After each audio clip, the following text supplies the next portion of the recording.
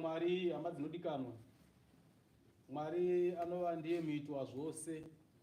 Haleluya. Amen. Nomutenda nekuti Mwari wakatida isati tamuziva. Hakuna chatanga taita kana kuti hakuna chatanga tagona kana kuti hatina chatanga taita chakafadza Mwari kuti azotiwanira nyasha dzekuti tigonze vana vaMwari kana tigogona kumunamata. Gara apostoli. Amen. Mwari wakatotida isina chatanga taita kana tisati tanomboziva kuti kuna Mwari. Ndozvinototaura tsama. Gara apostoli. Amen. Ndinonzi Jeremiah ndakakuda kana ndakakuziva uchiri ropa. Gara apostoli. Amen. Saka imweni yenguva ini ndinomboti ndikaratsa kufungisa pamwe pacho ndinombotya nekuti pane imwe tsamba inotaura kuti vachapinda mudenga vachapinda muushe vakagara vatsanangurwa kudhara kusanangurwa. Saka vamwe vanhu munogoti tinogona kunamata zvedu tigonamata makore akawanda asi nguva kana ichinge yakuwana manje tobva tarasika nekuti hatimo mubhuku yeupenyu. Gara apostoli. Amen. Saka Mwari uyu hama dzinodikanwa wakanaka nekuti wakatida satamuziva. Haleluya. Amen. Vakuru vari pamberi pangu ndokwasai mose, vafundisi ndokwasai, vavhangeri, vaparidzi, vana baba vose. Haleluya. Vana mai ndokwasai mose, kubva kuna mai tinavo, vana mai mufundisi, vana mai muparidzi kusvika kumusikana wokupedzisira. Haleluya. Hama dzinodikanwa tinofanira kuti titende Mwari kana tichitenderwa kuti tiungane. Nekuti mukati menyika vanhu vari kuita zvinhu zvinoshamisa. Haleluya. Vanhu vari kuita kuungana zvesho, vanhu vari kuungana asi mafestivals ariko kana kuti zvavanounganira zvinhu zvinonyangadza Mwari kana kuti zvinhu zvinototyisa kunyange munhu anoti haana mati Mwari amwe wacho akazvinzwa zvinotyisa. Gara apostoli. Amen. Mumwe musi uno ndakatarisa pane imwe TV ndiri kubasa ndakatya nezvandakaona neimwe festival yandakaona ikinga inzi iri kuunganira vanhu. Gara apostoli. Amen. Ndakashamisika ndikati zvinhu zvinoraramika ere festival yekuenda kunoshama. Gara apostoli. Gara apostoli. Ndakashamisika ndangasati ndambozviona muupenyu hwese asi ndakashamisika ndakati kune festival yekuti vanhu vanoenda kunoshama varume nevakadzi. Gara apostoli. Amen. Festival yekuti vanhu vanenge kungozara kana toti mupurazi vachingoenda vachitamba vakangodaro vachifamba vakashama. Gara apostoli. Amen. Wachizvibvunza kuti saka vanenge vachida kuachivha chii? What is the motive behind? Haleluya. Amen. Unozonatsa kuona wega kuti hapana chimwe chiripo Satani wakabata nyika kana Satani wakabata ndangariro dzevanhu kuti vanhu vaite zvinhu zvisina maturo. Haleluya. Saka hama dzinodikanwa tofanira kufara kana tofanira kuti tinzwe mufaro mukuru kuti takawanirwa nyasha kana tawanirwa nyasha nhasi yekuti tiungane pano tinzwe manzwi ekudzidzisa kwaMwari. Gara apostoli. Kana tichiva panapa hama dzinodikanwa hatiuyi kunamata. Vamwe vanoti tinozoya kunamata hanzi kana tisinoenda kuchechi handina kunamata. Panapa tiri muchikoro tiri kuuya kudzidza zvokuti tigogona kunamata Mwari. Gara apostoli. Titori muklasi so we are learning. Gara apostoli. Tiri kudzidza kana tichinge taakufamba manje kana tichinge taakurarama manje taakunamata. Haleluya. Wachitofamba munzira ndosaka inanzi muri mwadi yakanyorwa asi kwete yakanyorwa nemaoko yakanyorwa front and back. Gara apostoli. Wachifamba hauna chawataura. Wachipinda muchitima kana wachipinda mubhazi kana wachipinda musupermarket kana wachingofamba zvako conduct yako nevamwe kana kubasa that conduct inotaura zvinhu zvakawanda. Gara apostoli. Munoziva here kuti munhu unogona kutaura kutonzwisisa kuti munhu uyu wandikusangana naye kana kuti munhu wandangoindarakta nayo rinenge benzi asina kana wedhi rabudisa muromo make. Gara apostoli. Munhu asina kana wedhi rabudisa muromo make unowanza kuti munhu uyu zveshuwa munhu haana matu. Haleluya. Hana chaataura. Asi unongochingona movement chete kana nemamwe kamitiro kanenge kamonda baba wadzinenge dzisina kukwana kana dzakatamba nepwe. Haleluya. Saka hama dzinodikana kana mechinzwa inzwi rake nhasi kana mechinzwa shoko rekuparidzwa kweshoko raMwari tisaomesa mwoyo yedu asi nyeveniso mwoyo yedu kuti zvechida tingatendeuka. Haleluya. Pamufambiro wedu wakaipa. Gara apostoli. Mwari wakanaka hama dzinodikana nokuti Mwari wakatida ukatiwanira nyasha dzekuti tinzi vana vaMwari. Vose vakamugamuchira akavapa simba rekuti vanzi vana vaMwari. Gara apostoli. Tingaita zvedu zvatinoita zvose zvokuti tinotadza kuuya zvedu kuungana nevamwe kana tichitadza kuuya kudzidza pano nenyaya dzemabasa asi mugumo wazvo zvinhu zvose kana zvichinge zvapera tichafa hama dzinodikana. Kana tichinge tafa kune life imwe tichararama tafa. Gara apostoli. Asi manje chinonyanya kutyisa manje palife iyoyo manje life iyoyo hatigoni kuzoigadzirira kana tichinge tazofa tinegadzira izvezvi kana tichirarama. Gara apostoli. Imi makauya muno mukudhara ndimi munoziva nyaya yemasevhisi. Muno vanonyaku unongoza kuti ndikuseva. Isu kumushanda asingazvizive zvekuti munhu anti handitengi pabhegi re30p nekuti anzi ndikuseva 30p nende. But muno mwana wakazvinzwisisa kuti ndikaseva 30p for the next kana kuti maybe ndinofanira kutenga 3 mapabhegi 90p for the next 12 or 15 ameno months pamashoppings ese ndichaita ini total apa ndogona ngataseva mari nosvika £400. Gara apostoli. Saka mari iyoyo manje ndio inozoti munhu kana achinge azoti iye ndezvindakura kana ndichakwanisa kushanda kana kuti handisisina chimwe chendogona kuita mari iyoyo ndio inozokwanisa kushandiswa nemunhu. Gara apostoli. Saka isu upenyu manje hwatiri kurarama izvozvi tiri kusevha zveupenyu husingaperi. Gara apostoli. Saka ndiri kuti kudini? Ndiri kuti kana uchinge wararama izvozvi usingasevhi kana uchinge wararama izvozvi usingaiti sezvinodiwa naMwari kana nguva ichinge yazokwana hama dzinodikanwa unenge usina yemasavings kana unenge usina chekuzoshandisa. Haleluya. Ukarengarowe nesu. Saka hama dzinodikanwa tinofanira kushingaira tichiri kurarama saizvezvi tichirodzana. Inonzi simbi inorodza imwe simbi. Tinofanira kurodzana hama dzinodikanwa tichishingaira tichitsvagana pabasa iri tichishinga kunonzi kupanana simba. Hama dzinodikanwa hamba muripi timboenda kumasowe timbonamata kunoko ndakambonzwa vamwe ndaenda kumasowe ndakatoshamisika kuti kunoko vamwe vanoenda kumasowe nekuti ndakanga ndichitarisa ndichiona kuti hakuna nzvimbo yandakambona yakafitana namasowe asi vamwe vanoenda kumasowe zvakadaro. Gara apostoli. Izvozvo ndozvotofanira kuti tikurudzirane. Verenga shoko rodanhasi. Tsamba yedu yavhura basa tiripiona kuna Genesis chapter 1 musoro shoko uripo kusikwa kwazvose. Gara apostoli. Kusikwa kwazvose. Akoma Mwari ndiye wakaita denga nenyika nepasi nezvose. Gara apostoli. Zvose zvamunofungidzira kuti zvinokambaira kana zvamunofungidzira kuti technology kana zvamunofungidzira zvinoshamisa zvose zvakaitwa kuburikidza naMwari.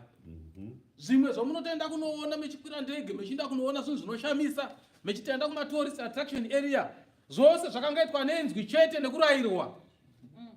Ngarapostori. Nyika yose nezvose zvomunoona zvakarongedzwa nekurayira kwenzwi raMwari chete. Ngarapostori. Mwari unoshamisa hama dzinodikanwa. Mwari unoshamisa. Ndakanga ndichitaura kuti kune umwe munharaunda ndakamboona mazuva aperawo ane title inotyisa. Ndaraye ane 96 years achintaura kuti zvese zvazvina maturo. Ndikunatsa kuona kuti nezvika uri kuona zimba rangu rineri rine upstairs rine mabedroom monga 5 padenga. But handichakwanisi kuenda kana ku one of those bedrooms because I'm old. Ene zviri kuona ndikugara muno mulonji muno ndo mane mubhedha mangu. Ndo mam toilet.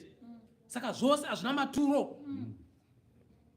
Munhu ndakatoshamisika kuti ari kuti kudiko muzvikwanzi hazvina maturo, mugumo wazvo tose tichafa. Asi kana tichinge tafa zvakakosha zvokuti tanga tichiziva here Mwari. Ngarapostori. Amen. Kanzuri kuzvona zvese izvi hazvina maturo. Kana uchine simba sezvawakaita izvi shingaira kuti unamate Mwari, nekuti nguva ichauya yekuti uchasvika sezvandiri unongosingachakwanisi kana kuita chimwe chinhu kana kubuda panze kana kuenda kumwe kupi. Unongochingoswera wagara kungobviswa pamubhedha wosvika pacheya woswera wagara sezvandakaita izvi. Ravira futi wodzokera pamubhedha ipapo ndo mumba ndo pai imomo. Hanzi handizvo ndichakwanisa kuita imba yese. Kana umwe upfumi wese wandakaunganidza umwe wese handichakwanisi kuushandisa. Even nangu ndikadya chikafu handichakwanisi kuchinjoya nekuti hachichanaki. Ngarapostori. Saka ndikuti kudikwa hama ndikuti nezviti tichiri kunzwa simba. Techiti kana ndikatenga pizza tinozwa tiri kunaka, tichiti tikatenga chicken tinozwa tiri kunaka. Ndo nguva yekuti tinamate Mwari. Ndo nguva yekuti tibve pazvivi hama dzinodikanwa. Haleluya. Munoshamisa Yeshe Jesu mandiregerera zvitema zvangu imi mandibhabhatidza nomweya wenyu Jesu munoshamisa Jesu isu taidziwa nepe nyasha dzokunziwa navaishe isu taidziwa nepi nyasha dzokunziwa navaishe isu taidziwa nepi nyasha dzokunziwa navaishe kunanga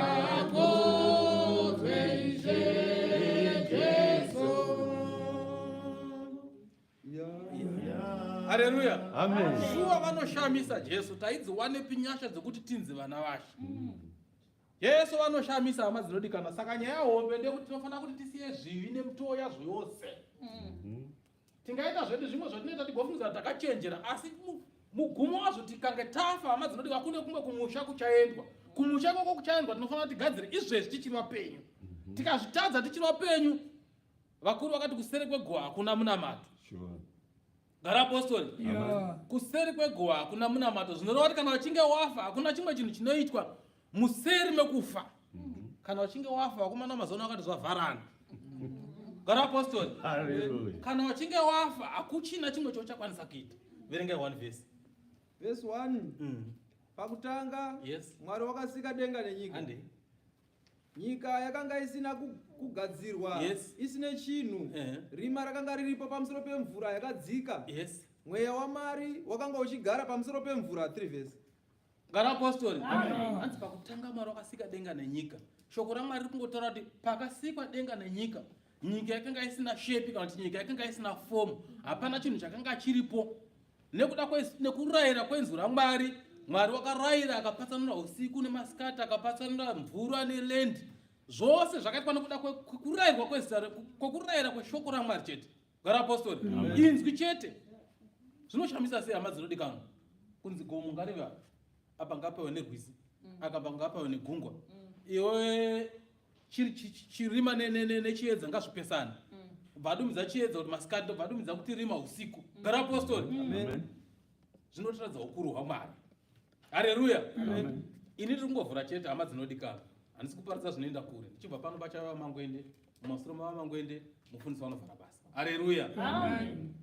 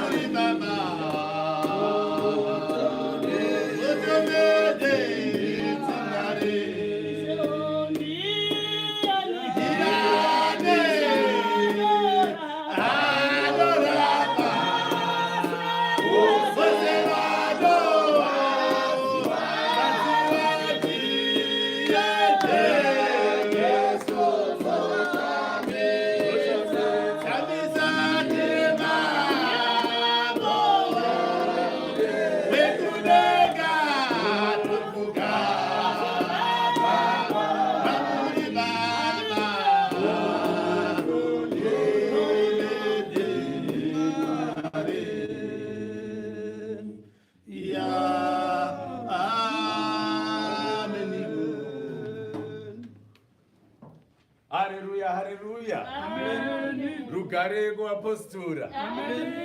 Runyararo kune vanotenda. Ndinoda kuti ndikugamuchirei paBirmingham paSmall Heath. Haleluya. Nekuti ndipo patinogara pana. Haleluya. Ndinoparangarira pano paSmall Heath panapa kuti hapapere. Haleluya. Hapapere. Haleluya. Ndikanditanga kufarisa. Ndikudze vakuru vakatanga nebasa. Wafundisi nemadzimai avo, vapangeri nemadzimai avo, vaparidzi, vanyori nemadzimai enyu, vana baba nemadzimai enyu, kusanganisira madzimai nevakomana nevarume, kusanganisira nevadiki. Pane vamwe vachiri kutofunga kuti vachazvarwa vachawe panyika ino muzita raJesu. Haleluya. Ndinoda kuti nditi Mwari wakanaka. nekuda kwekuti vatitendedza kuti tisvike pano. Kufamba kwatakaita kubvira nezuro, ndikuti kubvira nezuro chete, nekuti kubvira nezuro ndo patange tiri kananga kudirection inoyi. Watisvitsa pano nhasi nekuda kwekuti vane chekuita, vane tsitsi nesu, pane chinangwa chavakonzeresa kuti tisvike pano, nekuti kune mumwe enge achida kungowana just a few minutes, a few seconds dzekuti angowana this moment, but hazvina kukwanisika. Kune vamwe vanga vachifunga kuti vachatravhera mumotorway kana kuti mumasmall side roads vachinosvika kumadestinations avo vogoita zvavanga vachitida kunoita, but havana kuzvikwanisa, but isisu vazviita. Haleluya. Saka zvinoda kutenda. Haleluya. Munoziva upenyu, imwe nguva pane zvatinotsvaga. Munhu wese ane zvaanoda, zvaanorota, zvaanofunga. We aim to achieve certain things. We aim to have certain things. And because we aim to have those things and they do not come to be in that moment or tomorrow, topedzisira takurwadziwa, topedzisira even kufunga kuti we have failed. But if we really look around us in this moment, uchaona kuti pane zvizhinji zvawakaitirwa naMwari, pane zvizhinji Mwari zvavari kukuitira, pane zvizhinji Mwari zvavari kutokupa. For example, something that we must be grateful of when we wake up in the morning. Never think you have woken up in the morning because of an alarm. Yeah. There are alarms that are going, and somebody cannot hear it anymore. And anenge akaisa pakuti snooze. Igozvisnooza yega, igorira futi kudzimara yanyarara. Kana foni isiri charger, battery rigotoita run out. Vanhu vagotoraya kufona wonzwa hakuna answer. Iyo atoenda zvake kudhara. Yes. So, if we look at the things that we do not have and say, that is okay not to have those things, but I am grateful that I have what I have right now, especially just the gift of life. Kuna mwana chema kuti inini handina vana vanonditeerera. Unotori nemwana, unotori naye asiri kukuteerera. Kune mumwe ari kuti dai ndinaye asinganditeerere zviritori nani nekuti ndinenge ndakatombobata something chinonzi mwana mumaoko angu. Hallelujah. Amen. We are not grateful. As a result, God will not bless us, will not give us. But tikatenda Mwari, mazita enyu Baba, mazita enyu Mwari, mazita enyu Baba, mazita enyu Baba, mazita enyu Baba. Kune mumwe munhu anotambudzwa kuti why is it that I am always unwell? Ndichapora urini. Shamari, kune mumwe munhu ari kuti dai ndiri kurwara zvangu ndisiri pasi pano waenda dai ndiri kurwara zvangu. Unoziva kuti kune mumwe anenge ari kunamata achiti God, if I can just, you can just prolong my life. Kunyange ndiri kurwara kudai soko, at least I am there present for my children. I am there present for my neighbors. Kutenda, kuti we be grateful with what you have is very crucial and very, very important. Not zvatinotsvaga, zvinotirwadza. Baba vataura nyaya yakaoma panapa yokuti kune munhu, munoziva kuti munogara kubasa muchida kuvaka mamanshoni. But have you ever thought kuti kana uchinge wafa, you never live in a mansion? Guva handisi depth yacho 6 feet, width yacho inongodependa nekureba kwako kwaunoita necoffin. Tainingirika isi kumusha zvaidzi torai chimuti tainotemha zvimiti, tonotema miti toenda tonomezha munhu kusvika ukoko tobva tatema ko width yacho width eso good itototumiti itototi takwenda kunotema ruhau kumakuwa tosvika munhu hama yake tobva tamezha tobva tamezha tochera. Hakuna kwandakaona munhu akavakirwa guva raanopinda riri greater than their width and height. But kana tichifunga mufunga medu umu tiri kuda kuzivakira mazimanshoni, musanyeperwe kuti vana Faro wakavaka mapyramids but ukaona paakaiswa akangoiswa paka small space. It is in your head and it is your ideas to think when things are big then I am big. You will never be big because where you go will always remain small. Amen. Ukazviziva izvozvo uchaziva kuti zvese hazvina maturo. Chakakosha kutsvaga Ishe, kutsvaga Kristu. Hazvina maturo zvose, chakakosha kutsvaga Ishe, kutsvaga Kristu. Hallelujah. Funda ibhuku. Hanzi kuti basa. Ibaba. Kuna Genesis chapter 1. Yes. Msoro shoko uripo unoti kusikwa kwa zvose. Kusikwa kwezvose. Kusikwa kwezvose. The creation of everything. There is a record of how everything was created. Mucheki mukuru wauya mucheki mukuru vanhu vachaona Ishe mudenga vanogozomudza variko makuva avo vaonekwe vose akachena zvinhu zvatinoona zvose zvichatsva makomo mapako zvichanyongodeka zuva richadzima mwedzi uchapera vakaipa vachashaiwa kwekuwanda mutseki waira nehondo yehoro hondo inouya yakanya inedenga nameso mutseki wokoaone zvinhu zvakawanda zvinhu zvakaipa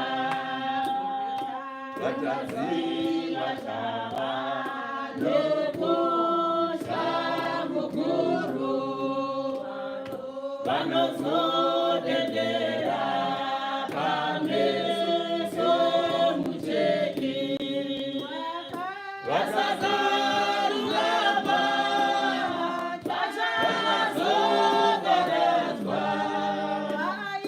vaiswe kunzvimbo yokutambudzika egera izvakaipa muchemururame muzve inzira dzekuna. Verengai tsamba. Verse 1 Tetekerai munzwi. pakutanga Mwari wakasika denga nenyika. Nyika yakanga isina kugadzirwa, isine chinhu. Rima rakanga riripo pamusoro pemvura yakadzika. Mweya waMwari wakanga uchigara pamusoro pemvura. Mwari akati chiedza ngachivepo, chiedza chikavapo. Mwari akaona chiedza kuti chakanaka. Mwari wakaparadzanisa chiedza nerima. Mwari wakatumidza chiedza akati masikati, nerima akaritumidza akati usiku. Madeko akavapo, namangwanani akavapo, zuva rimwe. Endai kuna Johani chapter 1. Haleluya. Yeah. Zvikuita sekuita kunge mazvitsiko manzwisira ndaita. Mwari akagara aripo. Isisu kare taiti Mwari taimupa zita rekuti mutanga kugara. Akatongo kuna Mwari hakuna kwekutanga, hakuna kwekugumisira. Haleluya. Amen. Akangotanga aripo. Ndiye chidza chepo, ndiye muwanikwa aripo.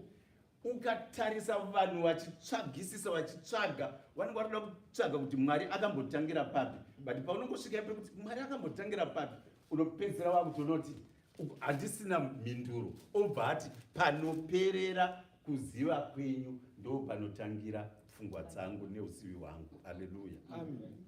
God has always been there. But teererai munzwi. Pane panguva yaakazosvika akati ndaakuda kusika denga ndobva ndasika nenyika. Two things zvaakati ndida kusika denga, akati ndida kusika zvakare nenyika. There is a reason why Mwari wakasarudza kusika denga osika nyika at the same time. Nekuda kwekuti Mwari vanoziva, Mwari vanoziva zvavanoita, Mwari vanoziva ivo zvavanoita, Mwari vanoziva ivo zvavanoita. Baba vangu vari kuparidza, munonzi babani? Baba tinenge tisingangoona nasi tichizivana zvekuzivana zviya kungokangarwa chete. Haleluya. Baba gwaya hanzi nababa gwaya, pane munyika muno makanzwisisa zvikuru panyaya inonzi saving. Saving is about thinking a future, kuti kumberi kwangu kuchazowepi, ndichazonge ndiri papi, muchazowepi kana dzuriyorira, muchazowepi kanayo rira iyoyo rira ichidaidza kapacha mukamucha zovepiko. Kuziva the future while not ignoring the present moment but planning for the future. Mwari wakazviziva kuti ndinofanira kusika denga ndigosikazve nenyika for a simple reason. Vaiziva kuti ndichazoda a sanctuary, ndichazoda a place where I can go and be, where men cannot easily, mark the word, easily, kwavasingagone kungosvika nyore nyore kudenga. Mwari vakanga vachigara pasi. Inzwai shoko zvarataura rinoti hanzi mweya waMwari, izwi raMwari rakanga richifamba riri pamusoro pemvura, kureva panyika rakanga riripo. It was there. So God actually used to live on earth. Mukanzwa shoko tikaramba tiendera mberi naro muchanzwa kuti Mwari Israeri waifamba naye ari mutebhaneko, ari muareka, wachitoenda kuti Moses tida kumbotaura naMwari. Moses oenda kunoti Mwari vanhu vada kutaura newe zonzi ngavazvisuke wazvishambe wagozouya, but havagone kundiona. Ndichauya ndakavhariridzirwa negore, ndichauya ndakadai. Moses otozoya akupenya. God used to live among people. Hallelujah. Amen. Until people being people, ukafunga kuti sehama neshamwari dzako dzisiri kutaura newe, dzisisauye kumba kwako, chikonzero ndechekuti pane something that you have done that has driven them away.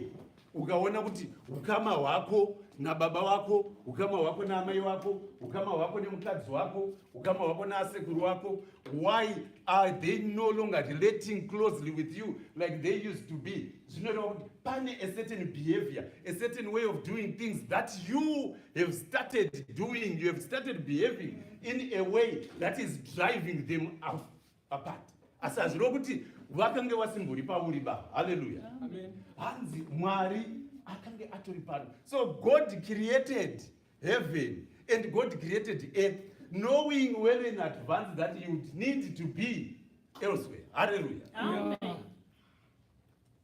Hanzi izwi mukanyatso mukaiwerenga zvishoma nezvishoma iri kuisa emphasis pazwi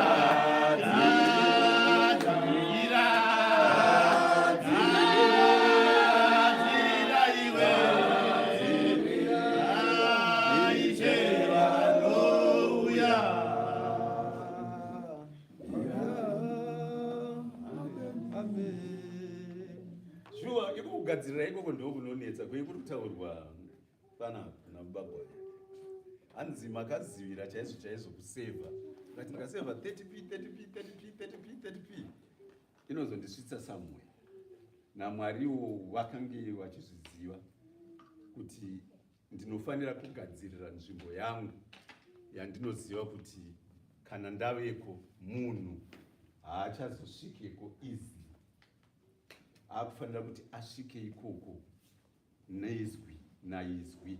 Haleluya, amen. Werengai Johani titi imwe tsamba iri kuna Johani chapter 1 muziro shoko uripo wakati shoko rakava nyama. Andi verse 1 pakutanga shoko rakanga riripo shoko rakanga riri kuna Mwari shoko rakanga riri Mwari. Mirai mazinzwa hanzi kwekutanga shoko rakagara riri tongoriko. Shoko rakanga riri toripo, Mwari wachisika denga nenyika, shoko rakagara riri tongoritoripo. Endi shoko iroro hanzi akanga ari Mwari. But musoro weshoko uri kuti hanzi shoko rakawe nyama. Shoko rinogara riripo. Ndati Birmingham inongogara iripo, haiperi. Haleluya, amen. Chinopera vanhu asi Birmingham haiperi. Ndikureva kuti kudini?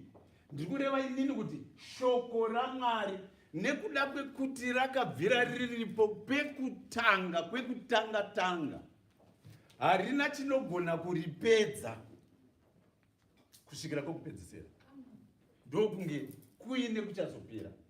Haleluya. Shoko rinogara riripo.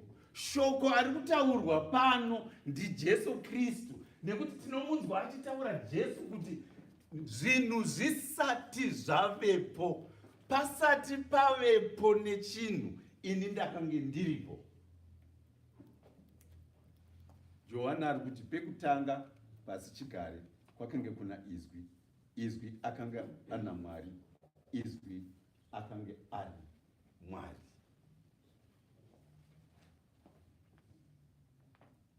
Anogara aripo. Now, kana tiri kuti isisu izwi shoko rinogara riripo nguva dzese, saka shoko iroro riri kutisimbisa here pane zvinhu zvatinoita mazuva ose. Tikaenda kuna Ephesians chapter 6 verse ya 10, nhumbi dzemukristu dzekurwa nadzo, inotisimbisa isi kuti pane nhumbi dzinofanira kunge dzine munhu, and focus panhumbi dzemukristu dzekurwa nadzo iri pashoko, iri paizwi, izwi ari Jesu Kristu. Genesis chapter 1 anzi Mwari akati ngakuvepo nechiedza, chiedza chikavepo. Jesu Kristu achipupura nemuromo wake anotaura kuti ndini chiedza chenyika. Haleluya. Amen. Awana chiedza haasisina dima, nekuti dima nechiedza hazvifambirani. Chiedza chikangosvika, dima rinobva rabva. Haleluya. Asi dima rikasvika harigoni kudzinga chiedza. Haleluya. Izvi taakuzviziva. Kunyebe. There is total light. Hakuna darkness is an idea in our heads. Haleluya. Kare taifunga kuti zuva rinonyura. Iye zvinezvi hataakuziva kuti aiwa zuva hariite sei? Harinyuri. Ndisu tangotenderera. Ndikadai so madzimai mese handichakoni. Asi anomubva kumunoi. Kunyebe. Ndikadai so ngati madzimai mese handichakoni. Ndangoona varume cheto. But hazvirevo kuti hamusisipo kana kuti ndabuda muno. Ndingorimo. Zvimwe chete nezuva. Taakuzviziva nhasi kuti zuva harinyure.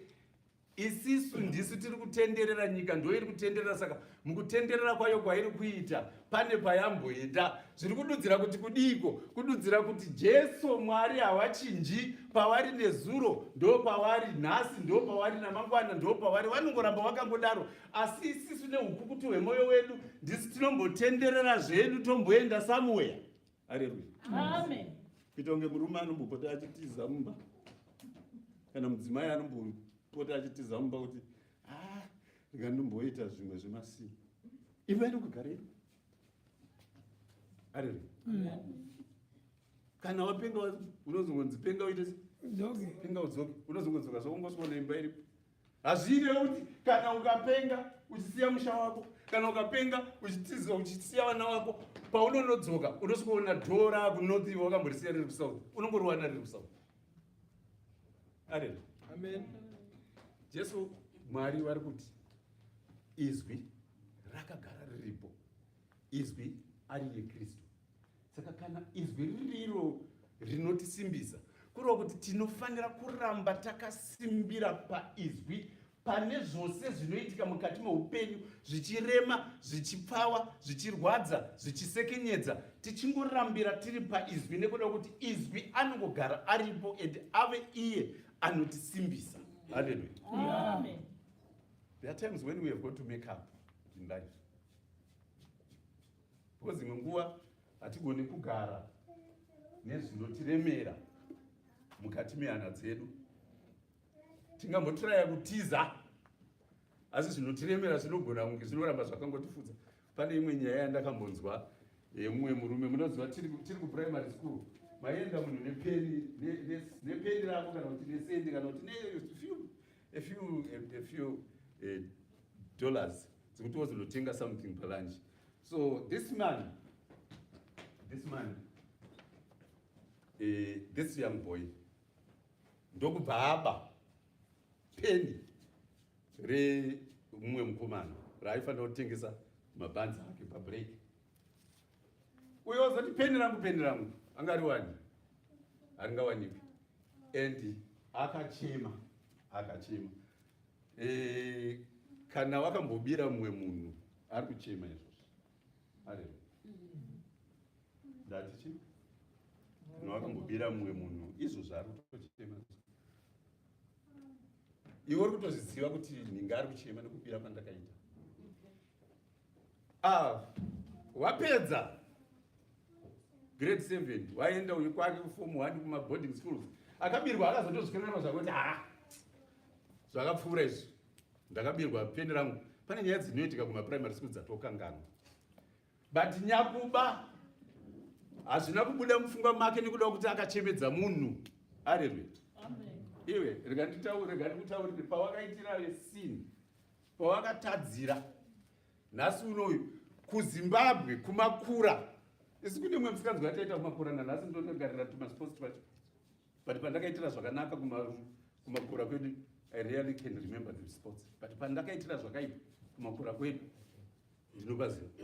Andikatokuenda izvozvo matwaya kwamukarakatiwa nekuti ndinonopamira kuti apa ndakamboitira mumwe munhu zvakaipa. Zvakaramba zvichingomudya kusvikira pastage yekuti akazotsvaga. Well, Mwari blesses even the sinners. Shoko rinodaro handiti kuti maKristu munozotosvika pakuchema kuti nhai Mwari koinga seiko vanhu vanoita zvakaipa ndo vanenge vanoita upenyu hwakanaka. Mwari blesses everybody. He blessed this man in his life. And then he thought, no, I must look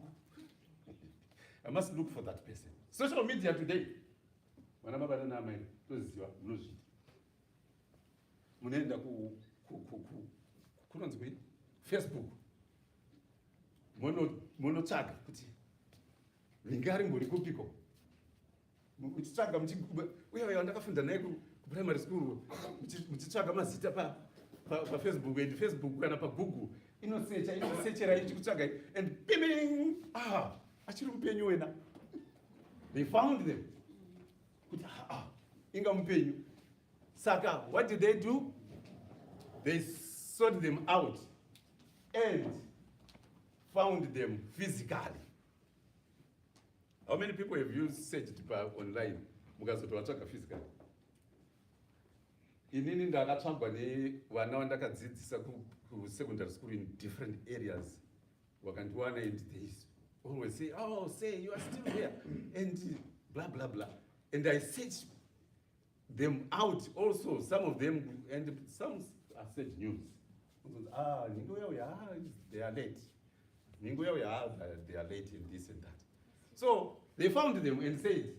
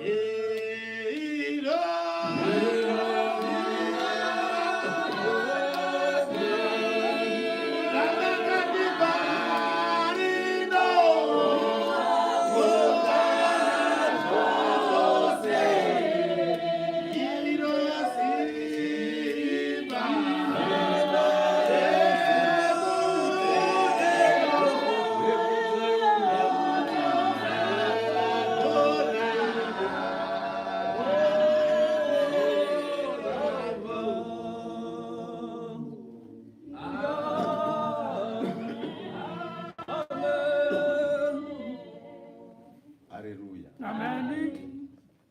So what happened ndezvekuti amwana akati yakwana nguva yekuti ndizvisunungure nekuti chinhu chicharamba chineni. Izwi rekuti chakaipa chakaipa. Jesu Kristu akaparidza rudo nguva dzose kune vanhu vose pasina kusarudza. Ndikuona mvura iri munomu yandotarisira kuti iyi mvura iyi haina kumbobva mubhajeti rechechi yepanapa. Haleluya. Haina kumbobva pabhajeti rechechi. Mutendi ari kuti this is now summer. Kwakupisa. Ko ndikaitira rudo vanhu nditenge zvangu mvura. Ndinobvei pakuita chakanaka mazvoko aJesu Kristu. Haleluya. Akatsvaga akamuwana akati shamwari, uchiri kuziva 1972 zvanzi 1972 zvanzi zvanzi I can't remember what happened in 1972. Zvanzi handiri kuziva kuti aititese grade 5. Zvanzi yeah, I remember that. Yeah, I remember. Uchiri kuziva musuya uya wakashaya peni ukachema sokuita ungame nazvo. Zvanzi pakashaya peni ndepadiba. Zvanzi you remember. Zvanzi I can't remember. Zvanzi no ukanyatsotsvaga musoro mako uchazwana. Pane musi wakashaya peni rako ukachema zvokuti chikoro chese chakaita hambe nazvo and you couldn't eat your lunch. Ndini ndakaba peni and it has haunted me since 1972 until now. And ndakutsvaga ndakuwana ndauya kuti ndacalculata nemetsi dzangu musoro. Ndiri kutarisa umwe wanoita zvemacalculations efinance taitaura nawo nesoro muno that he came up with about 10,000 pounds. Akati that penny today would be worth almost 10,000. Ndauya kuzopa 10,000 kutsiva penny iro. Uya akati ina ndichazvirangarirei but ndiri kuziva ndiri kuzvirangarira. Please accept this so that chinhu chinobva pamoyo wangu. Hallelujah. Amen. And he accepted it. But it took convincing. It is not about nyaya 10,000 vai. Inyaya yechivi chinogara pamoyo. Kana tikasachiburitsa, kana tikasachitaura, iro izwi richiti ngachibuditswe, chiiswe pachena. Rumbo rwenge riri kuimbwa pano, regerai zvakaipa, mutye mururame. Haruite meaning. Mazwi, izwi, Jesu Kristu tikatarisa shoko rake, shoko raJesu Kristu. Werenga, enderera mberi pamasira tinzwe. Ndeye mudududu. Totanga pa 1. Uchitori pa 1. Ayo kuti inzwike. Okay. Pakutanga shoko rakanga riripo. Yes. Shoko rakanga riri kuna Mwari. Shoko rakanga riri Mwari. Ireri pakutanga rakanga riri kuna Mwari. Zvinhu zvose zvakaitwa naye.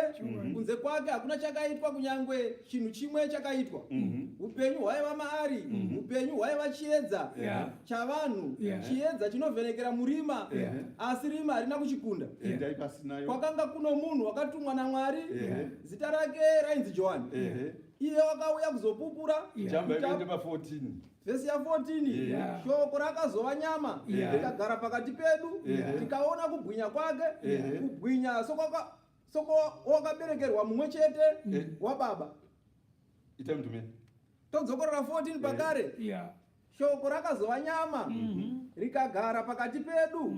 Tikaona kubwinya kwake. Kubwinya soko wakaberekerwa mumwe chete waBaba. Azere nenyasha nezvokwadi. 15. Chirekera izvi, garai pasi. Muchimboteerera musingafungidzira kuti muchaverenga. Haleluya. Ndakuda kutobva zvangu. Shoko riri panapa vadikani, ishoko rakakura zvikuru. Tingataure tichiita setinoita nyambo. Asi shoko ratinaro panapa ishoko remwanakomana Jesu Kristu. Vana baba nana mai, mauya kuchechi nhasi kusanganisira neni. Ndauya kuti pakupedzisira ndiutakure hope yekuti mune mwanakomana mune upenyu. Mwanakomana ndiye chiedza. Zvaari iye chiedza, tikatenda maari tichawana upenyu. Zvanzi Johani achitaura, mukaramba muchiverenga Johani akatozounganirwa nezviuru zvevanhu zvakachiuya kuti chititaurira zvakawanda pamusoro pemwanakomana iyeyu, tiudzewo zvakawanda pamusoro pezwi iro rirauri kutaura pamusoro pezvaro. Meseji huru yakazobuda ndeyekuti izwi ndiye rudo. Mukatarisa zveJohani achitaura, anototaura kuti anotaura nekupupura izwi kana mwanakomana, asi asina chinhu chinonzi rudo, anonyengera hare wezvokwadi, nekuti rudo akatanga aripo pekutanga. Why would you even want to start something if you do not have love? Zvashaiwa munhu anoenda uchizouya kunamata, wakatanga tisine rudo.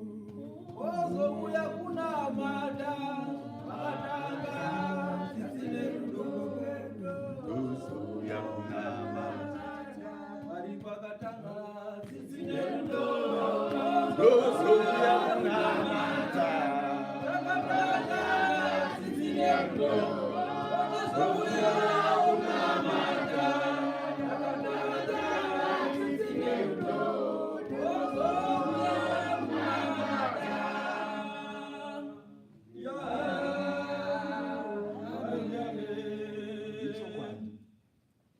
Mwari dai vaida zvavo vaingogara neidea yavo yeheaven and earth, nekuti hapana chawailuza.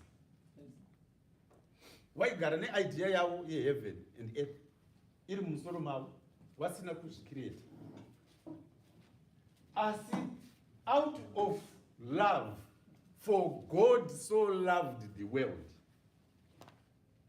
that he gave his one and only Son, our Lord Jesus Christ, who in turn says, whoever believeth in him, in mind, body, soul, spirit, and all their energy, they will overcome.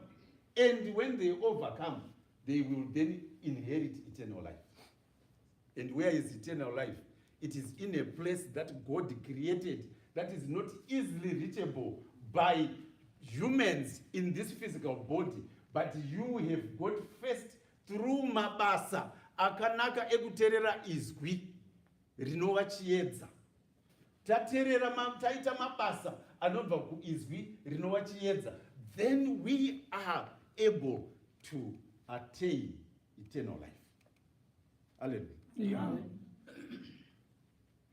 Hakuna anotarisira kuitirwa zvakanaka iwe usingaitirawo munhu zvakanaka. Kunyange isisu sevana vaMwari tinongoita zvakanaka nekuda kwekuti tinoziva kuti ndizvo zvakanaka kuita zvakanaka, tisinga expect kuitirwa zvakanaka back. Hallelujah. Amen. Tinoita zvakanaka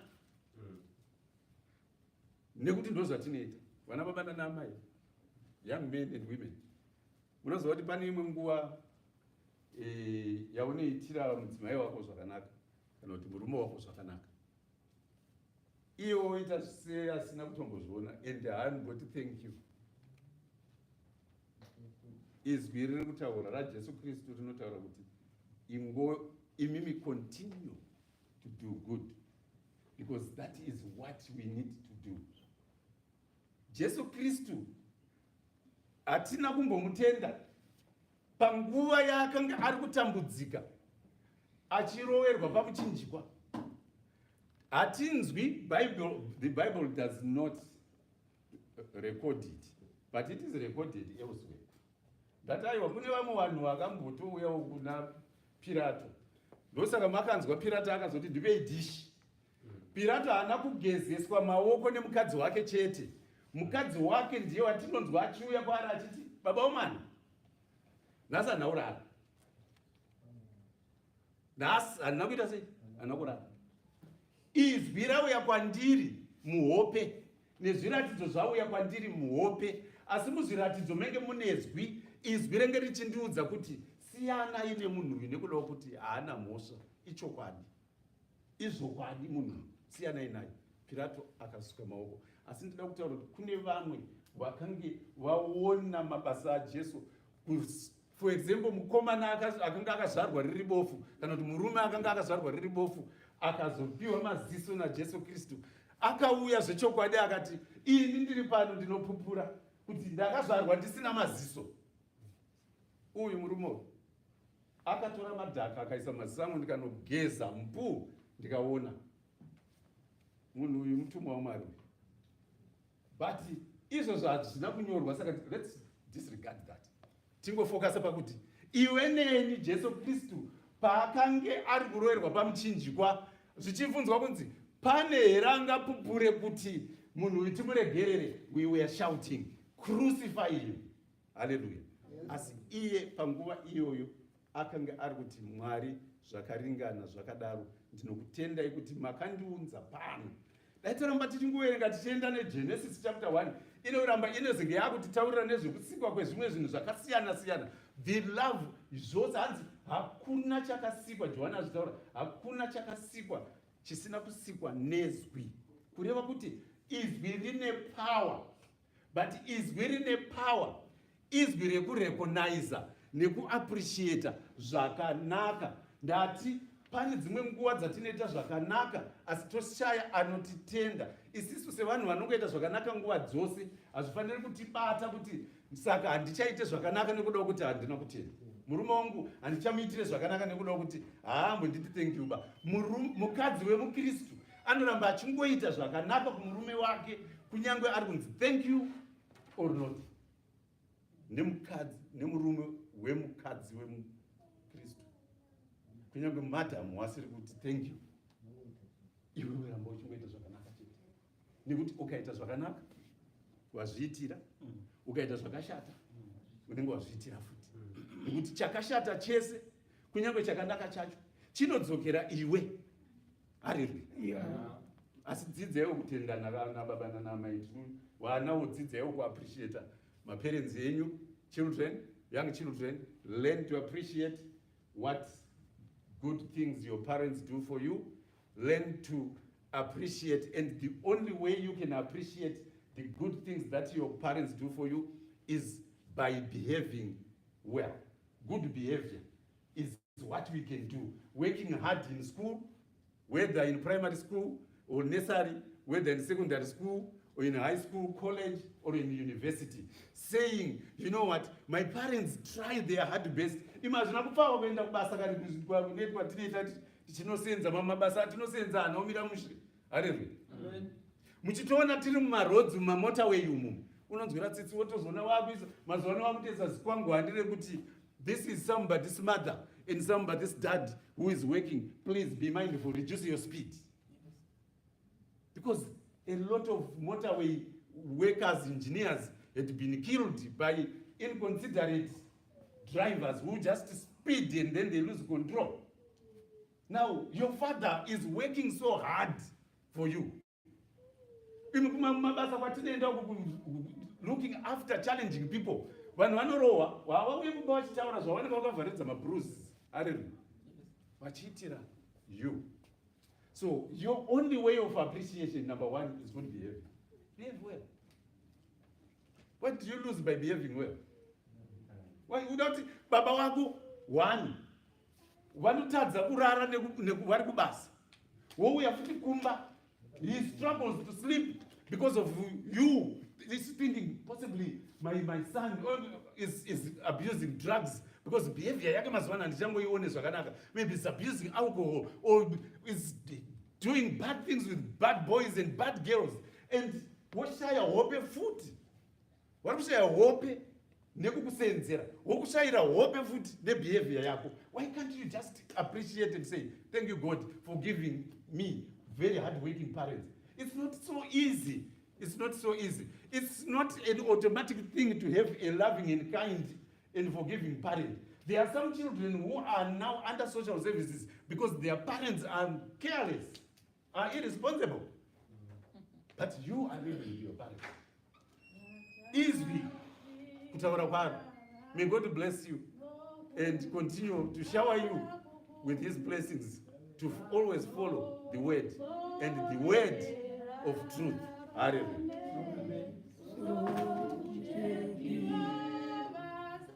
Vasakarura vachazvaparadzwa vaiswe munzvimbo yokutambudzika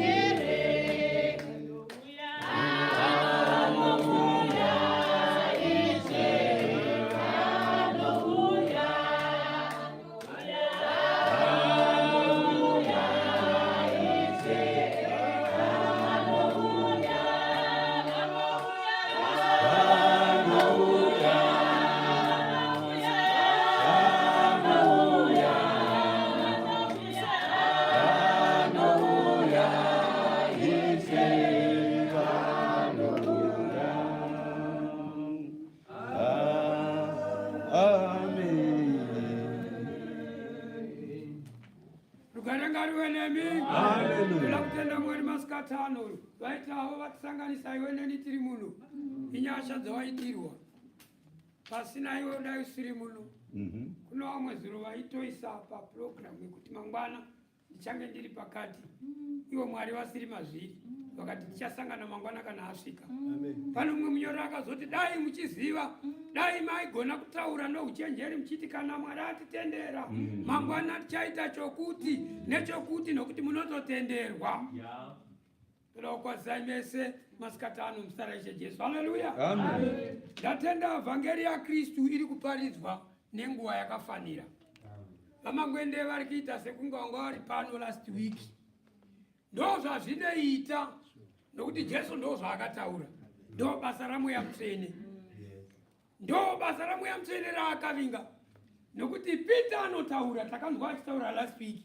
Anzi hakuna anogona kududzira chiprofita chemagwaro.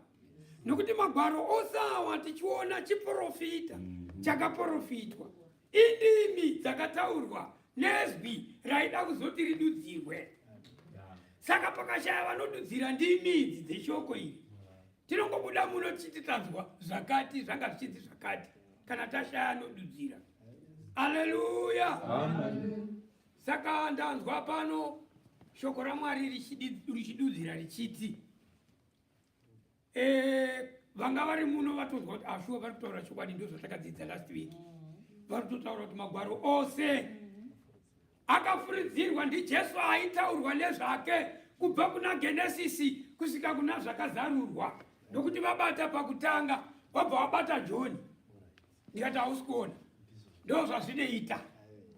Haleluya. Nokuti kazhinji magwaro anotorwa nevashumiri vaSatani vachizviisa panzvimbo yaMwari. Wabvisa Mwari wozviisa iwo. Kuti riri kutaura shoko riri kutaura iye. But takanzwa last week Jesu achitaura kumabhuku maviri, kuna Luka, kuna Johani, achiti magwaro ose kubva kumurayiro, mabhuku emurayiro ese aitaura nezvangu, aitaura nezvaKristu. Zvadudzira vamangwene pano. Vabata Genesis, wabva waenda kuna Johani kuratidza kuti ari kunzi pakutanga wacho ndiye ari kutaurwa wacho ndiye Jesu. Haleluya. Nokuti ukatarisa vaIsraeri vachibuda munyika yeIjipita vachienda kunyika yechipikirwa, zvanzi vakatobhabhatidzwa. Chinondishamisa zvinonzi anzi vakanwa mvura padombo. Dombo racho rakavatevera, shoko rinobva rati akanga ari Kristu.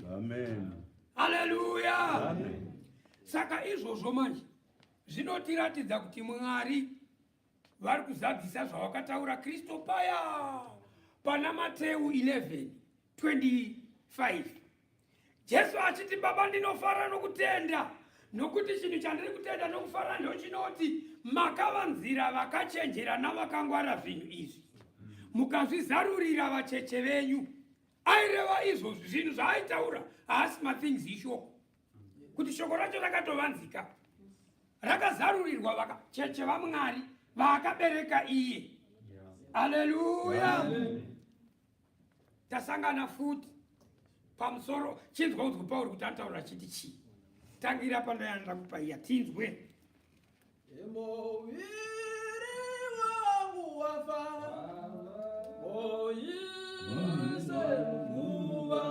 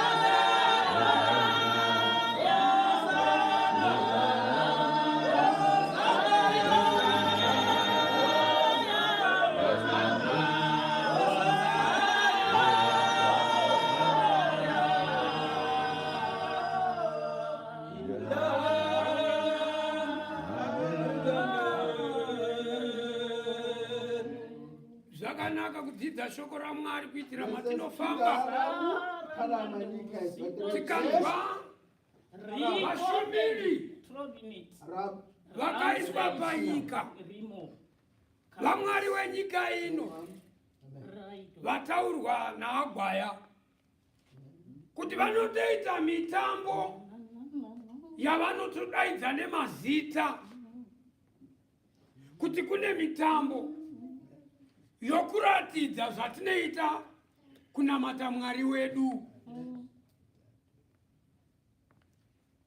Festival yokukoka vanhu kuti uyai muone manamatiro atinoita Satani, zvichitobuda ufunge paTV kutobhadhara mari, nyika ichitopiwa mari, hurumende ichipiwa mari kuti kune festival yevanhu vanenge vasina kupfeka vachitoratidza kuti haana kupfeka, kuitono vanhu vanenge vachitoona vachiti tiri kuenda kufestival. Ndosaka Jesu akanamata pana Johani 17 zvikanzi vakomana ndiri kunamata Mwari vachengetei vanhu ava, havasiwe pano panyika asi vari panyika, asi muvachengete panyika pane wakaipa, navachatenda shoko ravo muvachengete. Haleluya. Jesu aiziziva kuti pano pana Mwari panyika pano, wepano panyika. Ndosaka akaraswa kakasiya nzvimbo kudenga, akatopa warning akanzi hokoyo nyika, ende akakandwa akaburuka akatsamwa. Saka hasha dzakasati dzapera dzekudemonstrata kunamatwa kwake. Iwe uri muno ukasadzidza shoko iri ukasarichengeta, unogona kumunamata uchiti unonamata, uchinamata Mwari wenyika ino. Haleluya. Munoziva kuti bhora chinamato? Vanhu havazizive kuti chinamato? Havatombozizivi kuti chinamato zvine mweya wazvo. Mweya wabhora ukabata munhu mukagara ipapapa munokava mumwe, unenge wakubatai mweya wabhora nokuti chinamato. Haleluya, haleluya. Vanhu havazizive, asi kana mukaziva Kristu uyo ari kunzi aka magwaro ose aya amuri kuwerengerwa, vhangeri yamunoparidzirwa haiparidzwe pachitaurwa umwe munhu, panotaurwa zvaishe. Inzwa Pauro anoti chii? Mamwe matsamba vaEfeso 3 pa9 8 vhesi, ini muduku kwazvo kuvatsvene vose. Inzwa aitoti inini ndiri mudiki kwazvo kuvatsvene vese. Chii chaizviitira mudiki? Anoziva, nokuti Jesu akafambana naPita. Uyu mukomana uyu haana kumbofamba uyu, akatoita zvokuita inonzi dhuma dhuma, ari pamisheni yokunoparadza vatsvene vaidana zita raIshe. Akasanganwa naye, iye anototaura achiti kwanga kusiri usiku, akanga ari masikati machena, masikati makuru, akarohwa akaita bofu.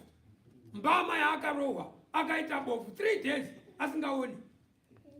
Ndo pari kuti inini mudiki kwazvo. Haleluya. Toda kumbonzwa neudiki hwake kuti chii chakaitika paudiki hwake. Ndakapiwa nyasha idzi, Inzwa, kuti ndiparidzire vaHedheni. ari mudiki saizvozvo, anzi ndakaitirwa nyasha idzi. Nyasha dzandakapiwa ndedzokuti ndiparidzire vaHedheni. Iwewe uri kundinzwa masikatano, neni ndiri kuparidza masikatano. Shoko iri isisu tanga tisina kana mugove naro. Iye Pauro anototi mangava musina Kristu panyika, makafanana nemhuka, musina Mwari. Wakaita sei ichi chakaitika? Ndosimuka naye pamafemo kuti ndiparidzire vaHedheni pfuma isinganzwerwi. Pfuma, inzwa, nyamamba anoti chiva mutsau, pfuma yani? Anenge achitaura nyaya yepfuma yekutenda. Ndosaka zvakanzi tangai matsvaka ushe hwaMwari, mozotsvaka zvimwe zvese zvozoita kuteera. Kana matsvaka kururama kwaMwari, matsvaka pfuma kwayo. Nokuti iyoyo pfuma iyoyo zvainoita, hanzi painenge iri pakavanzika, hanzi mbavha haipinde, ngura haigone kuoresa pfuma iyoyo. Paitaurwa nyaya yekutenda iri poneso. Haleluya. Amen.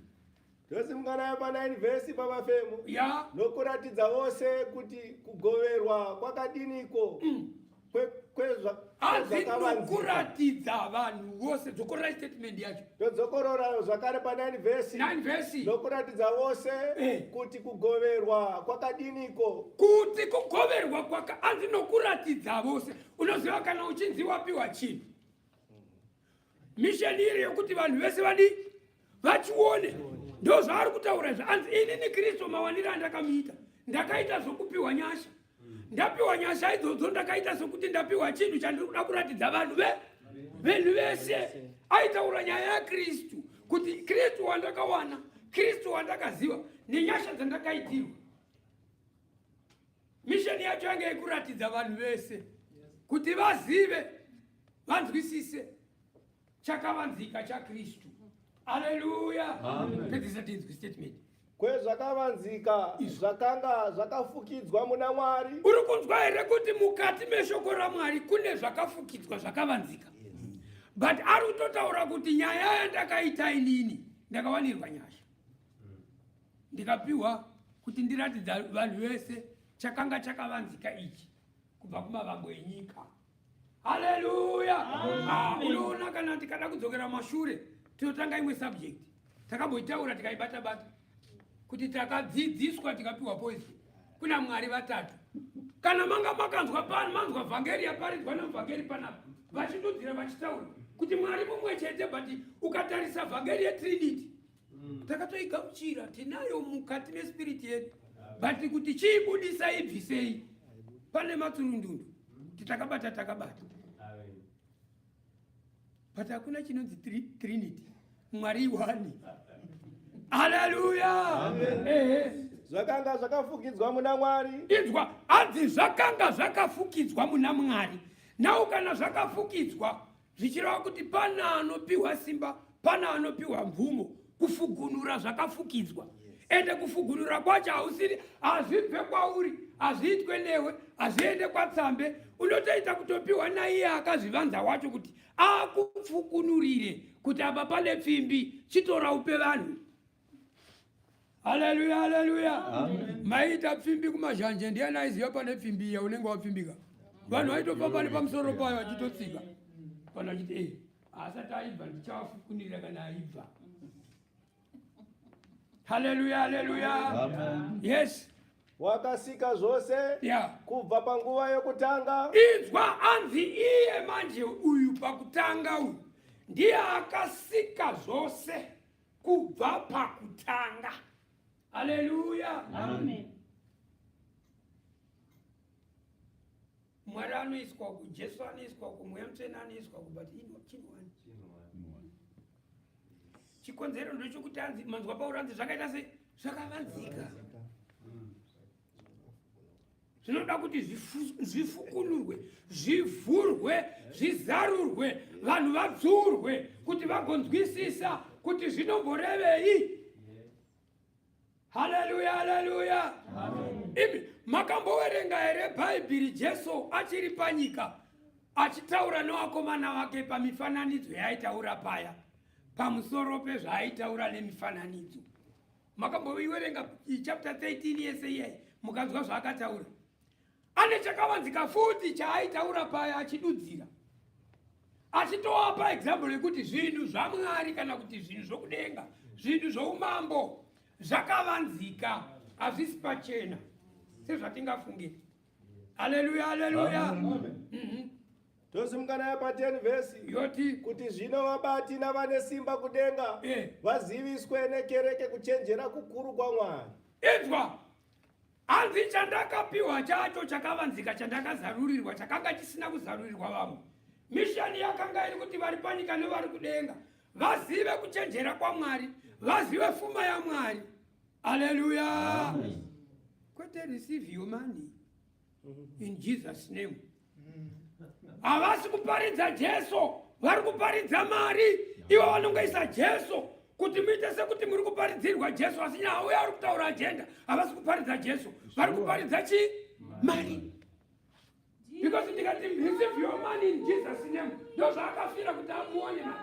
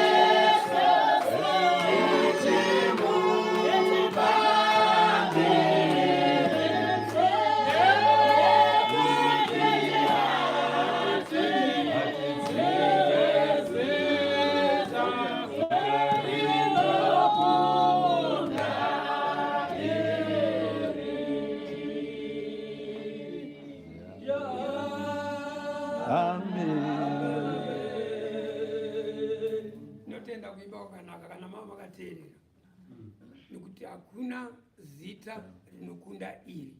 Irori zita raKristu iri ndo riri kunzi cheche yaKristu inofanirwa kuziva zita iri. Vese vakanamata, vese vanonamata zita iri vanofanirwa kuriziva nokurinzwisisa, nokuti hakuna rimwe zita rinokunda iri. Haleluya! Ndo zvatiri kudzidzisana nokusimbisana kuti magwaro ose kana akadai kutanga kuna Genesis kusvika kuna zvakazarurwa, nyaya nderezita iri ratiri kutaura raKristu. Ndo rinofanirwa kuzivikanwa, ndo rinofanirwa kuparidzwa, ndo rinofanirwa kutendwa. Haleluya! Hatichina Paulo tosimuka naye pamafemo pa 11 vhesi ya sechirevo chokutanga-tanga. Inzwa, sechirevo chokudini? Nokuti ndiye kutanga chirevo chokutanga-tanga. Hakuna chimwe chinhu chaunofanirwa kuita kuti uzive. Unofanirwa kuziva chokutanga kuti chokutanga chii? Chokutanga ndiKristu, chidonzo raKristu rokuti auye panyika azonzi ndiye pakutanga. Chakanga chiri chei kuti Jesu azouya panyika? Ruponiso, kosunungura iwe mutadzi kuti udzokere kuna Baba kudenga, sezvo wakasikwa nemufananidzo wakafanana naMwari. Apa hapasi kutaurwa iwewe nenyama yako, pari kutaurwa chakavanzika chomweya. Haleluya! Amen. Yes.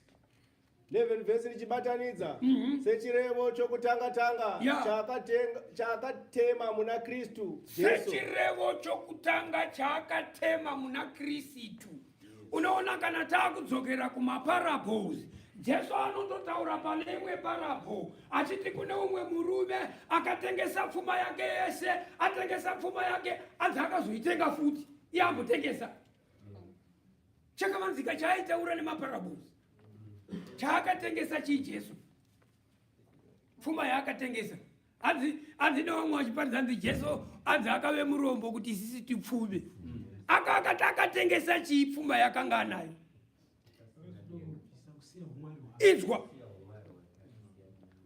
akatengesa zvose akazvininipisa mwari akazvirijusa kuzviita munhu akabvuma kurohwa nechisikwa ariye akasika chisikwa ichocho ndokutengesa kwainzi akatengesa zvese akazotenga chaaida kuti awane upenyu hwako iwe neni uone ruponiso.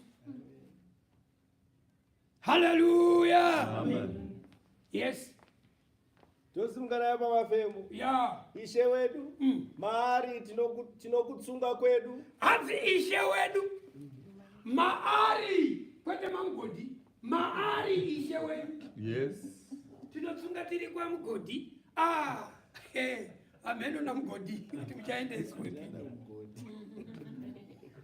Zvino mgodi yacho zvayakawanda. Muchaita sei umwe ndomarasha umwe ndomarata umwe ndewechii. Muna ishe wedu Jesu Kristu. Haleluya.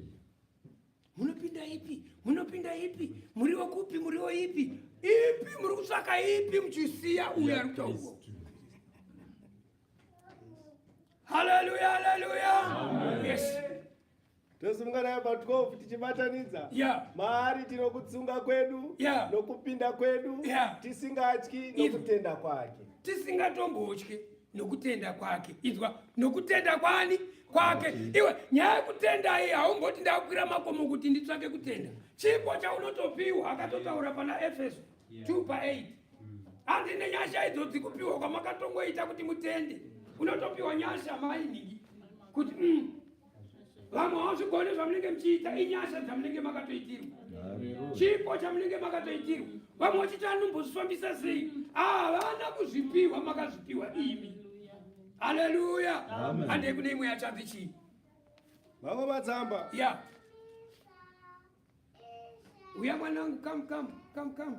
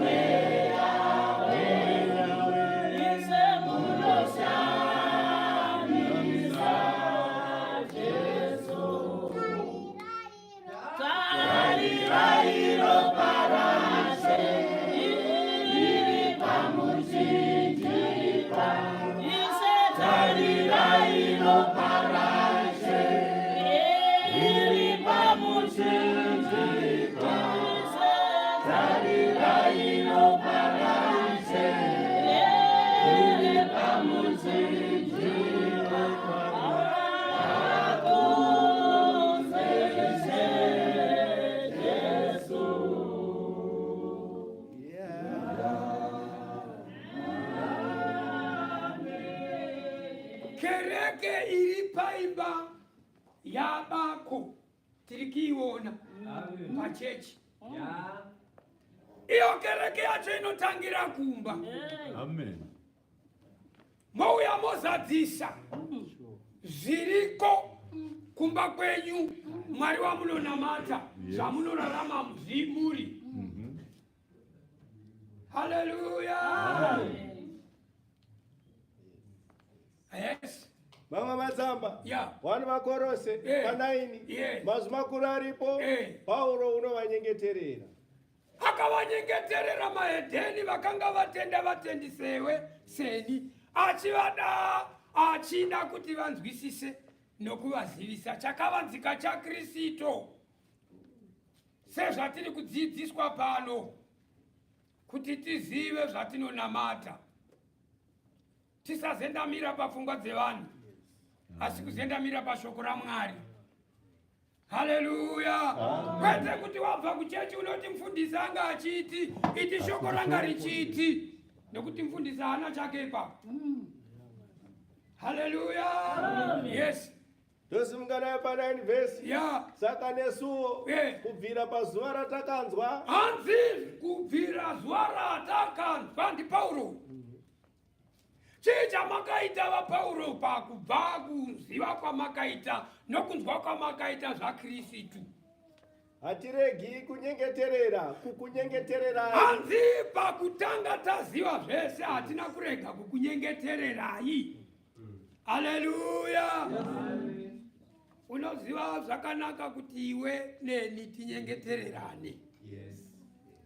Ukaona hama isingazive nokuti James akatotaura hanzi kana pane hama isingazive ngaikumbire kuna Mwari anongopa haka asingazive, asi hama ngaikumbire nokutenda nokuti kana isingatende Mwari haanotarisa hana emunhu. Hanzi kana usingatende wakafanana nemafungu nemawevzi, iwe dzoziva kuti kuna ichi hakuna chaunowana. Haleluya. Yes. Tosimungana pamafemo. Yoti hatirege kukunyengetererai. Zvikanzi hatirege kukunyengetererai, but ukatarisa vazhinji vasati vaziva Kristu anosumuka mbama make kuenda kugomo koona matira maproblems ake iye instead yekunyengeterera vamwe kuti vazive chakavanzika chaMwari. Haleluya. Hadzi kuwaste time kunonamatira ningi. Regai ndinonamata nezvangu. It's me, chete. Ende. But tarisa rudo rwakaita mukomana anonzi Kristu. Hanzi akatengesa zvese kusiya denga risina Mwari, akadzika panyika akarohwa akaitwa sei? Ya. Akazvidzwa, but nhau iriyo kuti asvike pakuzowana iwe neni nhasi tinziwo vanhu. Taimbudzi hatisi, takanga takafanana nei? Nemhuka. Haleluya. Amen. Nokukumbira kuti muzadziswe nokuziva kwazvo kuda kwake. Hanzi chikonzero ndochokuti kuti imi muzadziswe musvike pakuziva kuda kwaMwari, kuziva nokunzwisisa zvaIshe Jesu mukati meupenyu hwako pakunamata. Haleluya. Haisina we kuti kweda hakuna chechi kuno, hakuna anondiona. Chechi yacho ndiwezve. Wauri kuti hapana anokuona atoripo, iwe wacho utozviona. Chokutanga mwoyo wako ndiwo mandu, nokuti zvaunenge uchiita mwoyo wako ndio chiprofita chokutanga. Kana uchiti hakuna anoziva, mwoyo wako unoziva. Iwe ndiwe witness yekutanga. Haleluya. Yes. Tosimungana pamafemo. Yeah. Pakuchenjera nokunzwisisa kwose kwomweya. Pakuchenjera nokunzwisisa kwose kwomweya.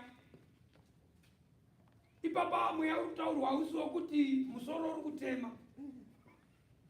Ndabva ndaona rima, usiriwo nyaya yacho pane nyaya pekuti mweya waKristu wokuti wakaponeswa wachisikwa chitsva wakaberekwa patsva waane simba rokugona uri wega pasina aripo, nokuti basa ramweya mutsvene hanzi vakatenda vese akavapa simba. Chokutanga simba ratakapiwa namweya mutsvene nderei? Johani anotaura pa16 hanzi nderokuti kana mweya mutsvene apinda muna mai avo muna sisi avo, ivo sisi avo vari pavo vega, mukoma vari pavo vega, havana basa nemuprofita, havana basa nemufundisi kana muparidzi, vanenge vane mudzidzisi ari mukati mavo anovadzidzisa pamusoro pechivi.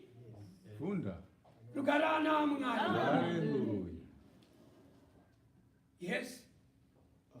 Ndosaka ivanyengeterera kuti vazive chinhu ichocho chive nemidzima vari vazive kuti zvandiri kutofamba so handitombotsvaga munhu anonzi wemweya wacho ndini wacho nditorini ndakakwana nhengo yakazvimirira ndinototaura naMwari wangu tikatenderana zvese.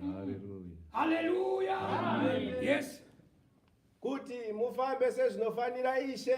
Izwa nyaya yekufamba mufambe zvamunoda hanzi zvinodani. Haleluya.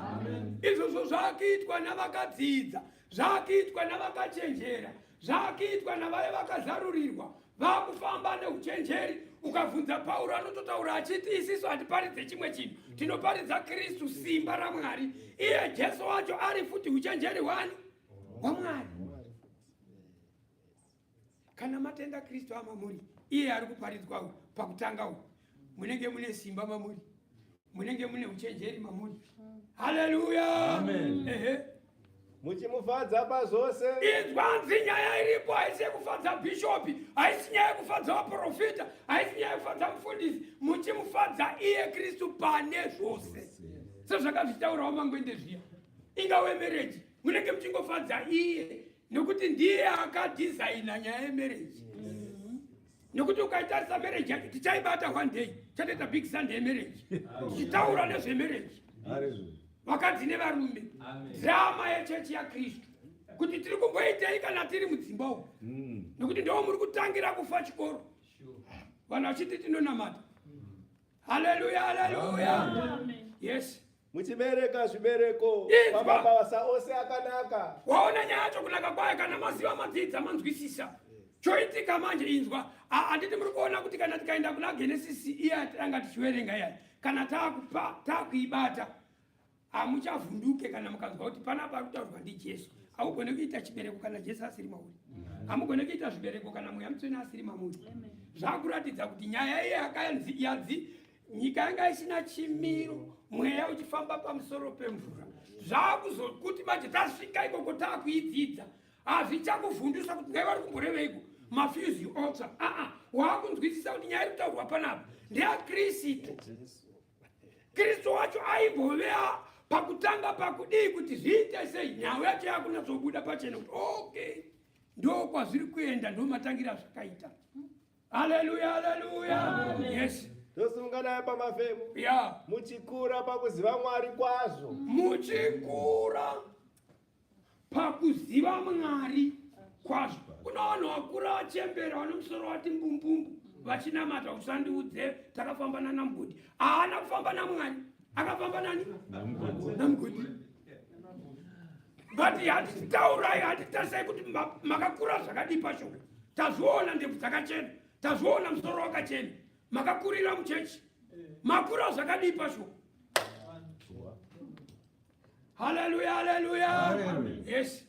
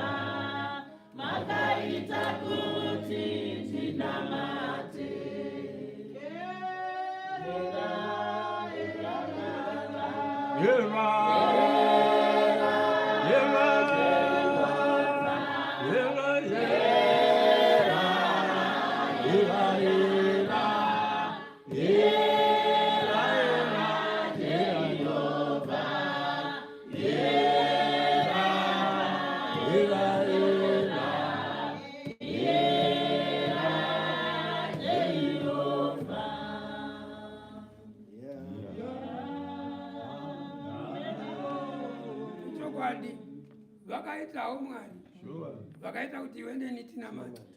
Unoona unonatsoziziva munhu gere pakune ndiri kuparidza kuti akomanda dai tisina kunamata nyika ine nhamo dai paine nyaya. Otherwise hurumende yakatowedzera bhajeti kumapurisa kuti ugara wakasonwa chete kuti mukamusiya aya ndichidhumo. Rugara na Mwari. Yes, akanaka Mwari uyu. Yeah. Sure. Akatibatsira miromo yeshumba, shumba dzakakwanisa kupinda muareka. Padzakapinda muareka shumba hadzina kumbodya dzimwe mhuka. Kunaka kwaMwari tinokuona paareka ichechi yaKristu yaitoparidzwa iyo. Kuti ana shumba kana wapinda muchechi yaKristu, ushumba hwese huchapera. Hapana kurura kwese kunopera. Nokuti wapinda paruponiso. Mweya Mutsvene akushanda mavari. Vazvisikwa zvinoita zvakanaka muvanhu. Makugona kugamuchirika musociety. Zvokuti chihera hazvichataurwa. Kwaona vari kuti chihera vachiri vari muKristu vari muchechi. Havasi muchechi yaKristu. Vari muchechi yaSatani. Rugara naMwari. Nokuti zvanzi naPauro achitaura nzikana matenda kuna Kristu. Mazvisikwa zvitsva, chihera hasisipo, muyera ng'ombe haachataurwa nezvake, muareka mane vana vaMwari. Hamusina ana shumba. Dzakutogona kutonokumbira moto kuna shumba wena. Kuti shumba ndiboka moto, ndotobva ikoko ndakabata moto, handibve ikoko handichenda handiende ndiri aleti kuti ndingangojiwa. But dzirimo shumba dzichirimo muchechi. Chakubvisai neshoko. Yes. Muchachinjwa neshoko. Neshoko. Kuti muite vanhu kwawo. Neshoko. Haleluya. Ndosaka riri kuparidzwa kuti muzive Kristu. Akachinja mhuka kuti dziite vanhu. Yes. Tosimuka naye pa 11 verse. Yoti. Muchisimbiswa nesimba rose. Hanzi imimi muchisimbiswa nesimba rose. Simba riri kukusimbisai kuita kuti muve neshepi. Ndiro riya rakaonekwa riri pamusoro pemvura. Rakanga risina pekugara. Rakazopinda pamunhu akaita sewe kuti utange kurongeka. Haleluya. Amen. Yes. Nesimba rokubwinya kwake. Ya. Muve nomoyo murefu. Moyo murefu. Anzi muwe nemoyo murefu. Unoziva ndati mwana zvaataura kuti makaita henyu. Ndimai vangu vaimba handiti makaita henyu kuti ndinamate. Kuna vanhu vanga vasina moyo murefu. Wakamutsamwisa aita kakutarisa so watofa. Kungwa kunongedza so watoenda. Kukunongedza nechigunwe ipfuti. Ipfuti iyoyo kuti eba ngoda kuti watorohwa wafa. Asi zvakashandurwa naMwari. Kuita kwaMwari. Yes. Muve nomoyo murefu. Hanzi mane moyo munawo here moyo murefu. Tinawo here moyo murefu. Vanonge tinawo. Ndio zvitaura zvokanzi munofanirwa kuve nemoyo murefu. Zvandakanakira ina ndabasa nemunhu kunyepa ndo zvawakaipira. Zvawakaipira izvozvo. Ukashaya basa nemunhu unozoita basa nei? Unozoita basa nei ukashaya basa nemunhu? Handabasa nawo ina ya inini. Zvandakanakira handabasa kana nemunhu kana. Ndio zvawakaipira izvozvo. Ndio zvawakaipira zvokuipa zviya. Jesu chaiye akaita hanya newe. Unomunamata. Inzwa akasiya denga risina munhu anzakatengesa zvese achiita hanya newe. Iwe wozoti wagamuchira Jesu obva washa hanya nemunhu. Asi iwe wakatenda akaita hanya nemunhu. Unamata upiwe. Upiwe unonamata. Anokushayisa hanya nemunhu. Haleluya. Amen. Taura. Nomufaro. Inzwa nemufaro. Muonge Baba. Muonge Baba. Vakatikwanisa kuti tipiwe nhaka yavatsvene muchiedza. Hanzi muonge Baba vakatikwanisa kuti tipiwe nhaka muchiedza. Icho chiri kutaurwa kuna Genesis icho. Amen. Rugara naMwari. Kwandidinda takataura chitiri kudzidza the history of creation. Yes. Kuti zvakasikwa sei zvakatanga sei. Kuti nhasi iwo zonamata pano ndoko zvakatangira kuna Genesis. Haleluya. Ehe. Tosumuka naye pa 13 verse. Yoti. Vakatisunungura pasimba rerima. Iwe wanga wakatosungirirwa parima. Ndokubva wasunungurwa. Hanzi akangotaura chete kuti ngapave nechaedza rima ribvepo. Ndokubva iwe wasunungurwa. Wakutoona. Haleluya. Amen. Ya. Waiva munhu wa- Kondichadzidzisa ere naye mai baba. Timbodzidzisa mchana. Thank you mama. Thank you. Thank you so much. Thank you so much. Ini ndakambonzwa inini ana mai vachitaura tiri kumusha. Kamwe tunotuwana tusingadi kudya zvinovaka muviri. Kuti kavharidzire kuti kasapiwe kana anoda mvura. Mai vakati musape mwana mvura. Anokasika kuguta nemvura. Akasiya chikafu. Handisi kuti kuimba kwakaipa. Kuimba kwakanaka sitere kutsigira vhangeri. Kuimba kurumbidza Mwari. Takataura last week panapa kana muchiimba sezvamunoimba mai bako. Mai bako anoimba nziyo dzenyasha. Kune dzimwe dzokuti ukaimbirwa solo. Ko wadi hawo kunyarara. Jesu anokuruka ipapa. Anokuruka ipapa. Hakuruke. Panozoita zvimwe zone munhu akuchema. My emotions amutswa. Vafunga kumakare kare. Hallelujah. Amen. Izwai. Imbopai nguwa shoko rimbopinda muspiriti. Mubve muno makatakura zvamakatakura. Yes. Tozimukana yapa mafemo. Ya. Vakatiisa muushe hwomwanakomana worudo Imi hwavo. makatoita kutotorwa mubva maiswa muushe hwemwanakomana wavo iye pakutanga wacho. Haisi nawe kuti makatsvaka Jesu kunyepa. Hakuna anotsvaka Mwari. Unomutsvaka unomuziva here. Imi ndimi makatsvakwa. Inzwai vana mai. Kunamata Mwari kutsvakwa naMwari. Ukaona munhu anoti ndakatsvaka Mwari akafanana nemukadzi anoti ndiri kutsvaka murume. Nokuti murume mukadzi haatsvake murume. Majoki ndiwo anotsvaka varume. Ende kana joki ratsvaka murume haasi murume wokuti ndiwo zvachose. Ndiwo nguva duku. Ningodaidzwa zita. Kunamata kudaro manje. Ndiye anotonotsvaka. Mufana wangu ngoenda zana kuye. Achitaura mutikwana. Iwe kwana. Yachidzoka chete. Kwana ndibvire. Kwana ibaba. Kwana. Muchagofunga. Kusvika madhande izvozvo. Ndazofunga. Hanzi ndo zvamakaitwa naKristu kutosiya denga kuya kotsvaka iwe. Hallelujah. Kuita zvokutamba nazvo izvozvo. Yes. Tozimukana yapa mafemo. Ya. Watine dzikinuro maari. Iye Kristu watiri kudzidziswa ndiye hanzi tine dzikinuro. Mudzikinuro ndiyo inotowanikwa kubva maari kana tamutenda. Ndiye ane dzikinuro yako iwewe. Ndiye anokusunungura iwewe. Ndosaka ukaona Mozisi akanzi ibva uku uende kunotora vana avo uvasunungure. Yanga iri picture yaKristu kuti Kristu achaita sei. Achabva kudenga achaya panyika kuya kuzosunungura, kuya kuzoponesa. Mozisi akapinda muIjipita. Chinotanga chaitika ndechekuti anosunungura anofanira kutanga apinda. Kana apinda ozosunungura. Isisu manje tinoparidzira kuti huyai tine pungwe. Huyai munoitichi deliverance. Ipapo nyaya kutaurwa deliverance kunokushana sound. Nemukaka kumburudzana mumatanga. Shoko raMwari kumweya vanhu hakuna. Mapirisa munenge muchikungopa henyu maanadini. But chinodiwa kuti chibve mumwoyo momunhu chinenge chisina kubva. Pakabva chivi, pakabva munhu wakare, pakaiswa simba raMwari, shoko rikatendwa. Munhu apona. Kupona kunotangira mukati. Wakunzwa kusema so kuti haitsvina. Nokuti simba raMwari rinenge raamauri. Hallelujah. Yes. Ndiko kukanganirwa kwezvivi zvedu. Chokwadi. 15 vesi. Ya. Ndiye mufananidzo waMwari. Toda kubvunzana tichitenderana kuti ari kunzi ndiye mufananidzo waMwari ndiani. Mbonyererai kunogwana baba. Ndione kuti tinawe here ana mai. Kana kuti vatori kumba. Unozaona kuna kuwe vari pana patori kumba. Ripoti yangu ipo paya. Chiachia paya. Tikazodai paya. Dzokorora 15 vesi.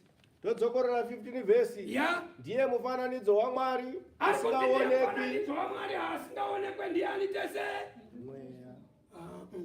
Urachinyara. Ana baba ari kunzi ndiye mufananidzo. Dzokorora tinzo. 15 vesi. Ya. Ndiye mufananidzo waMwari usingaonekwi. Ndiye mufananidzo waMwari usingaonekwe. Ndiani naye?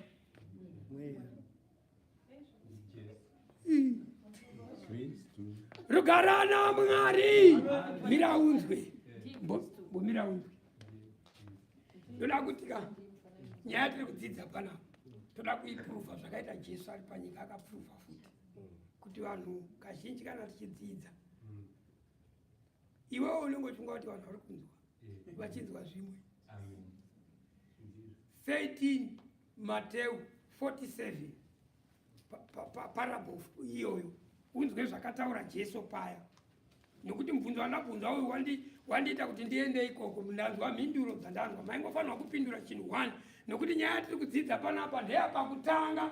Ari kutaurwa uyu ndiye pakutanga, ndiye Jesu wacho. Maingofanirwa kupindura kuti ari kutaurwa ndiani, mobva mangoti ndiye Jesu ndiye pakutanga. Ndoziva kuti tiri kufamba tese muri kunzwisisa. Haleluya. Asvika ipapo, wasvika here? Wasvika. Alright, mira. Itatinzo. Amira, uya kuno. Uyai mubatsirani. Wauya iwo unofanira kushanda kana wauya mabasa. Shanda tinzo. Tererai zvari kuverenga.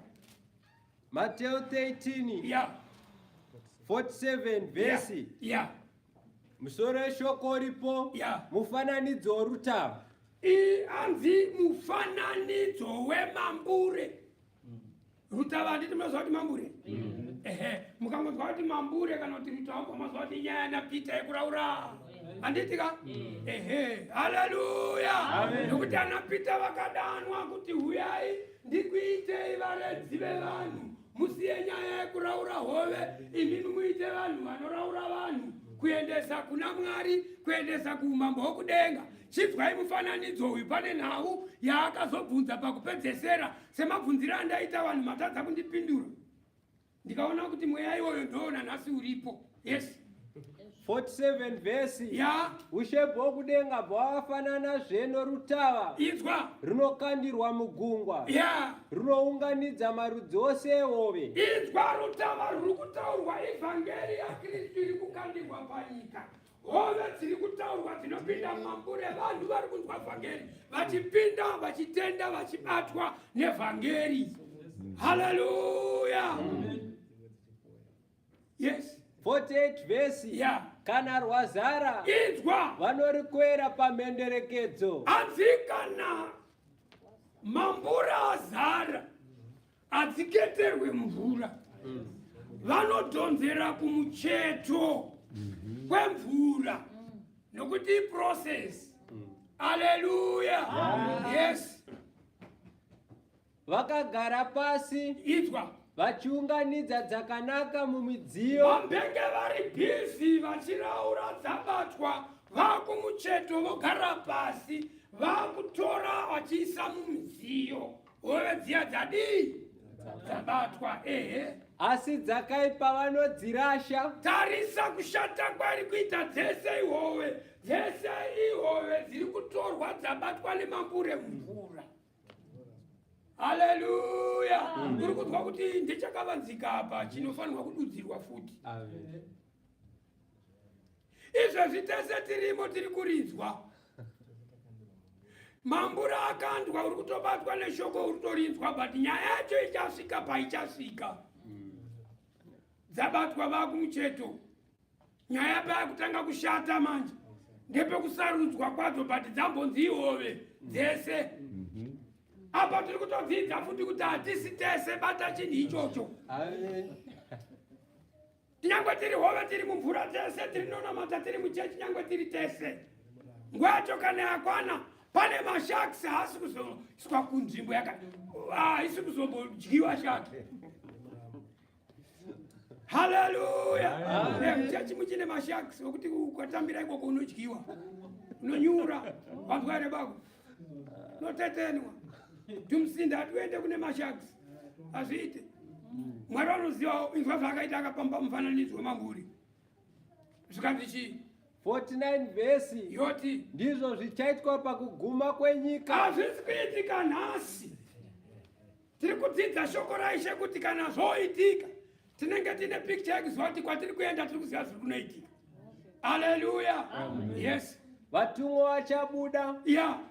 Vachabuditsa vakaipa pakati pavakarurama. Hatigone kukubudisa nhasi. Yes. Kune vane basa iroro rokukubudisa pakupedzesera kuti mambura aya zvaakubata uri dziva rinonzi chechi. Uri hove chaiyo here inodiwa mukingdom? Yes. Vachavabudisa ndizvo zvichaitwa pakuguma kwenyika. Ndo zvichaitwa pakuguma vatumwa vachabuda kwenyika. Hazvi kupera pano paBheniko. Vachavabudisa vakaipa pakati pavakarurama. Hanzi vachaita zvokubudiswa vakaipa pakati pevakarurama. Imi manga muchimboenda mese muchitofamba mese kuchechi. Rugarana Mwari. Kushata kwayakaita nyaya yacho. Tikatadza kuziva uyu pakutanga uyu. Tichibata pasiripo. Nokuti chinokuita kuti uzonzi wakaipa inyaya yekusatenda pakutanga uyu, uchitenda zvimwe. Haleluya. Yes.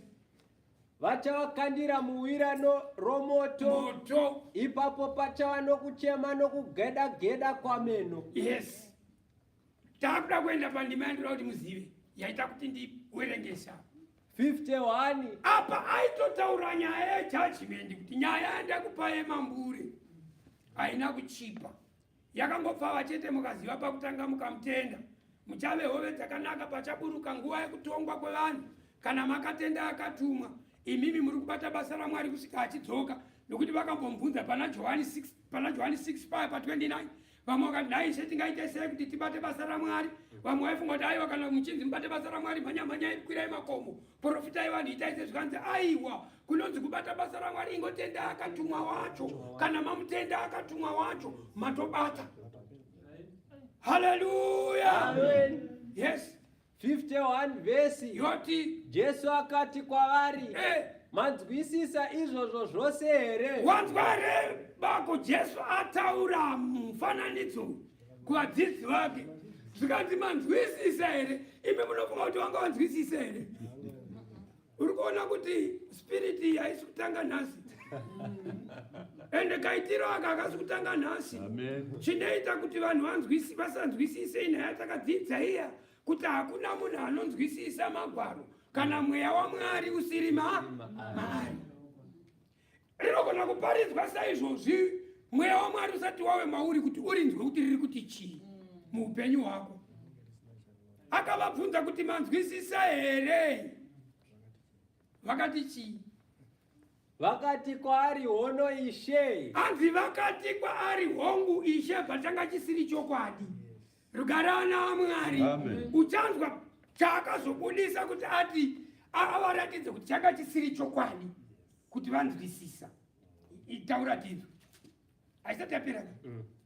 52 vesi. Ya. Akati kwavari. Ya. Naizvozvo munyori mumwe nomumwe. Izwa akukanda imwe futi. Iye ari kubvunza kuti manzwisisa vakati iye ndokubva ati okay rega ndivapinde neiyi. Zvikanzi imi munyori mumwe nomumwe. Taura tizvo. Munyori mumwe nomumwe wakadzidziswa zvoushe hwokudenga. Hanzi munyori mumwe nomumwe akadzidziswa zvoushe hwokudenga. Wakafanana nomunhu. Wakafanana nemunhu. Mwene weimba uyu unobudisa zvinhu zvitsva. Hanzi anobudisa zvinhu zvitsva nezvekare pafuma yake. Mapanzwa here ipapo? Kana mavanzwisisa? Nokuti waifanira kunzwisisa kuti areva kuti kudii. Aitoreva kuti nyaya yandiri kutaura pano old. Hanzi pamabhuku akare pari kubuda zvitsva. Zviri kubudira zviri zvitsva. Zvanga zvakavanzika zvakubudiswa zvichitorwa kumabhuku akare. Nokuda kwamweya mutsvene auya akutizivisa zvakavanzika zvatanzwa naPauro zviya kuti zvakavanzika zviya. Haleluya. Saka ipapa pawakanzi manzwisisa here? Vaitonzi zvese zvandiri kutaura muri kunzwisisa here? Nyaya yakanga iri yekuti ndinoziva hamusi kunzwisisa. Nokuti nhau yandiri kutoratidza pano haina kutanga nhasi, yakatanga pakutanga. Saka kuti imimi munzwisise mukaziva izvozvo kuti pakutanga pakupedzesera pakubudiswa zvepakutanga kuti zviite zvinyowani. Haleluya. Kuti imba isaite confusion, imba iwe one. But nyaya iri kuitika vari kutaura pane zvekare pachibudiswa zvinyowani. zvoita sezvinyowani iko zvino vhangeri iri kuparidzwa Mwari zvaari kushanda nevanhu achivazarurira vachechi vake vaya vokuti munochengeta ndebvu kuti muende kudenga. Ndinokutaurira panoita hondo yacho haisi nyowani. Hondo yacho yakangogara nyangwe Jesu aripo akangoiwana futi hondo yacho iye ari Mwari vachitomuramba kuti asi ari Mwari. Ndozvandanga ndichikoda kubudisa poindi yekuti kana shoko richiparidzwa mubvunzo uchibvunzwa kuti uzive kuti vanhu vanzwisisa. Kunzwisisa kwevanhu vanenge vachinzwa vari pamweya nokuti vhangeri ndeyemweya. Chinoita kuti vanhu vapindure kuti tazvinzwa vanopindura mubvunzo wavabvunza kuti mati zvakati nokuti vanenge vanzwa. Haleluya. Amen. Yes. 15 verse yoti ndiye mufananidzo waMwari usingaonekwe, dango rezisikwa zvose. Kuti ndiani ari kutaurwa uyu? Ndiye Jesu watiri kudzidza. 16 verse yoti nokuti maari zvinhu zvose zvakasikwa. Terera. Nokuti maari zvinhu zvese zvakasikwa. Maari zvichireva kuti ndiye akadini? Akasika zvese. Haleluya. Amen. Zviri kudenga napanyika. Inzwa. Hakuna chaasina kusika, ndiye akasika denga, ndiye akasika nyika. Zvinoonekwa nezvisingaonekwi. Zvamunoona nezvisingaonekwe ndiye akaita sei? Haleluya, haleluya. Amen. Kana zviri zvigaro zvoushe. Terera adzikana vari ana mangwende madzishe. Kana zviri zvigaro zvoushe zviya zvamunoti pasina mumwe zviyazvi munenge mutoti pasina Mwari. Ndiye akavagadza kuti vakushungurudzei mugonamata Mwari. Ya endei. Zvinoonekwa nezvisingaonekwi. Yeah. Kana zviri zvigaro zvoushe. Kana ushe. Kana vabati. Kana masimba. Zvinhu zvose zvakasikwa naye. Zviripo nokuda kwake. Iye pakutanga zviripo nokuda kwani? Kwake. Pangotaurwa zita remuprofita pauti zviriko nokuda kwezita remuprofita. But vamwe vanotochinja ipapo nokuda kwake. Zvese izvi zvakaitika nokuda kwake. Yeah, because of me. Abvisa Jesu. 17 verse. Yeah. Ndiye unotangira zvose. Wanzwa. Adzi ndiye first born. Ndiye anotangira zvose. Tiri kudzidza chii? Tiri kudzidza nawe kuti pakutanga ari kutaurwa ndiKristu. Ndiye anotangira zvose. Zvese zvisati zvavepo akanga ari. Haleluya. Tikaenda kuna zvakazarwa unonzwa chiti ndini alfa na wokutanga nokugu. Ko munozotsvaka vatatu munovaonepi? Haleluya. Amen. Ndiye unotangira zvose. Yeah. Zvose zvakabatana maari. Terera. Adzi zvose zvakabatana maari. Pati baba pakubvunza kuti mazvinzwa here vanoti tazvinzwa. Mangwana munhu anoita mubvunziba kuti sei zvakabatana maari. Nokuti ndiye zvese. Iwe nokuti zvese zvakabatana maari ndakamira pano as a body. Ndebvu dzangu hadzisi kunze kwebhodhi, dziri pamuviri umwe chete. Ziso rangu harisi kunze kwemuviri, ziso riri pamuviri umwe chete. God ndiye Mwari, ndiye musoro. Chechi ndiwo bhodhi. Baba ndiwo musoro wezvese. Jesu ndiye musoro. Chechi yake ndiyo bhodhi. Saka hazvimbofa zvakaita kuti ruoko ruri parwo rwega. Haleluya. Amen. Yes. 18 verse yoti ndiye musoro womuviri. Iye Mwari wacho ndiye musoro womuviri. He is head. God ndiye musoro womuviri. Zvichireva kuti kudii izvo kana tichidzidza pamusoro pokuti ndiye Jesu ndiye wokutanga zviri kunzi kana ari iye musoro zvitaura kuti zvese zviri kuitwa naiye. Nokuti mukangonzwa kuti musoro ndosaka uchinzwa kuti murume achi ndine musoro panapa, ndine musoro panapa, ari kutaura kuti zvese zviri uku, ndini controller wezvese. Musoro uri kutaura authority, musoro uri kutaura simba, musoro uri kutaura zvakawanda. Nokuti zvinobva kupi? Ndiri musoro, ndini musoro, alright. Kana uri musoro, mukadzi ane nharo majana chera vaya. Iwewe kana uri musoro, ini ndiri bhareta, ndiri bhareta. Ndiri mutsipa. Ndakabata musoro wacho ndiri mutsipa. Akasika. Bhuku iri kungoti musoro chete. Ndiyo kereke. Iyo. Ndiye wokutanga dangwe ravakamuka kuvakafa. Uri kunzwa ere kuti ndiye one. Tikaziva iyeyo akana kumuka tinomuka nekuti ndiye dangwe. Ndiye akatidzidzisa kuti kunomukwa. Ndosaka akati ndini kumuka. Haleluya. Amen. Kuti iye ave mukuru pazvinhu zvose. Kwazvitwa. Kuti ave chi? Mukuru pazvinhu. Unembunzere memory.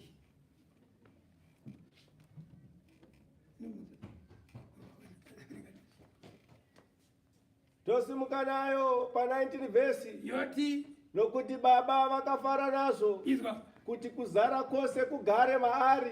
Hadzi baba vakafara kwazvo kuti kuzara kwese kuve maari.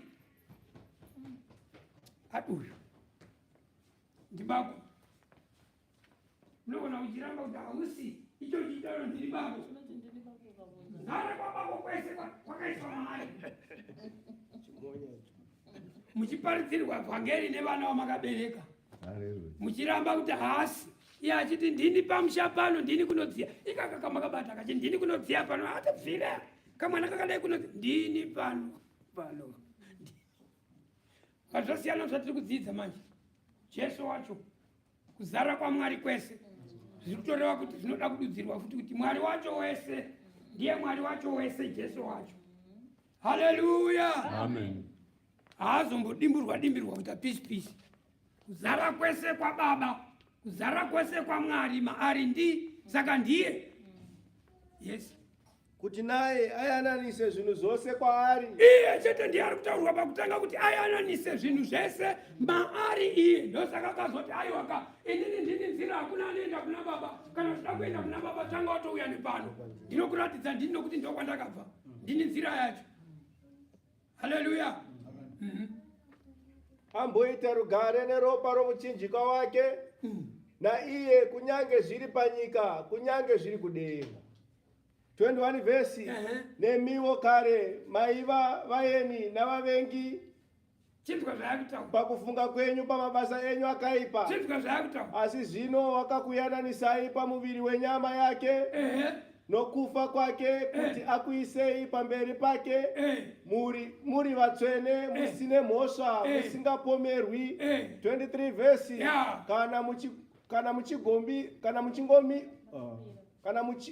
Muchingorambira pakutenda condition makateiwa. Kana mukangorambira pakutenda, nyaya iripo ndeyekuti iye ndiye foundation, ndiye founder. Pakutanga akauya kuestablisha church, akauya kuestablisha ruponiso. Mukangorambira muri pakutenda, muchivaka kutenda kwenyu muna iye, kwete kumunhu.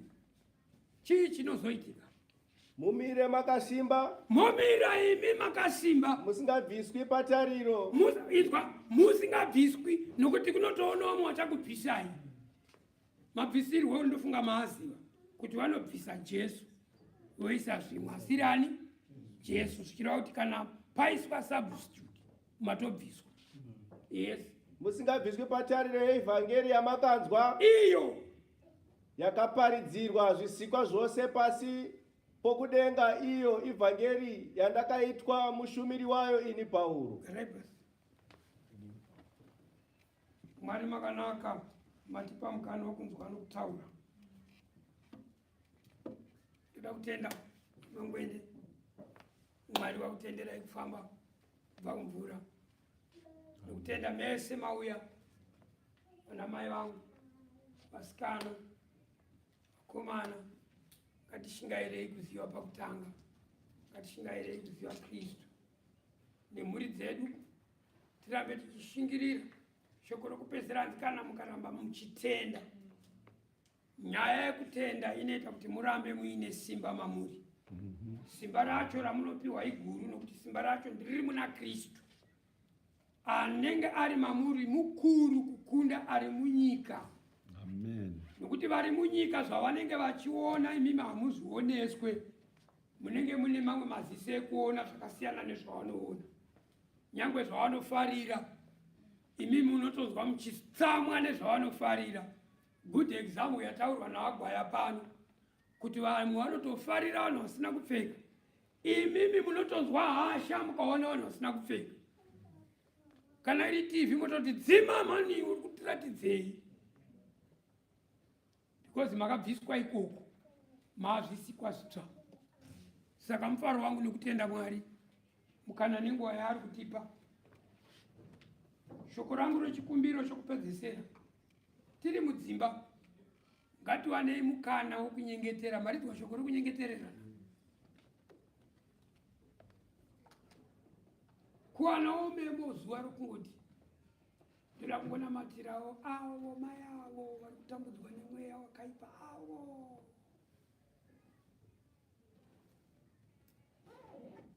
Wawarota unombotaura navo bwawatipfugama zvako bwawanamata. Mwari batsirai hama iyo. Ibve pabasa iro rakaipa iro. Abvewo kurima ukouya kuchaedza.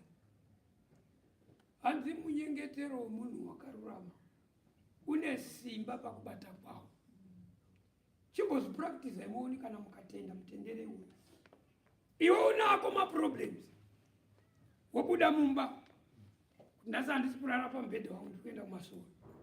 Handisi kunonyengetera chimwe chinhu. Ndingononyengeterera vatsvene. Kwakutosvika kwakunamata. Chikumbirira vanhu. Angouya chete spirit yataura kuti ningi murangarireiwo. Neweakness yake uchiitaura futi. Nezvaanoita zviya Mwari murangarireiwo ashandure mushandurei Mwari.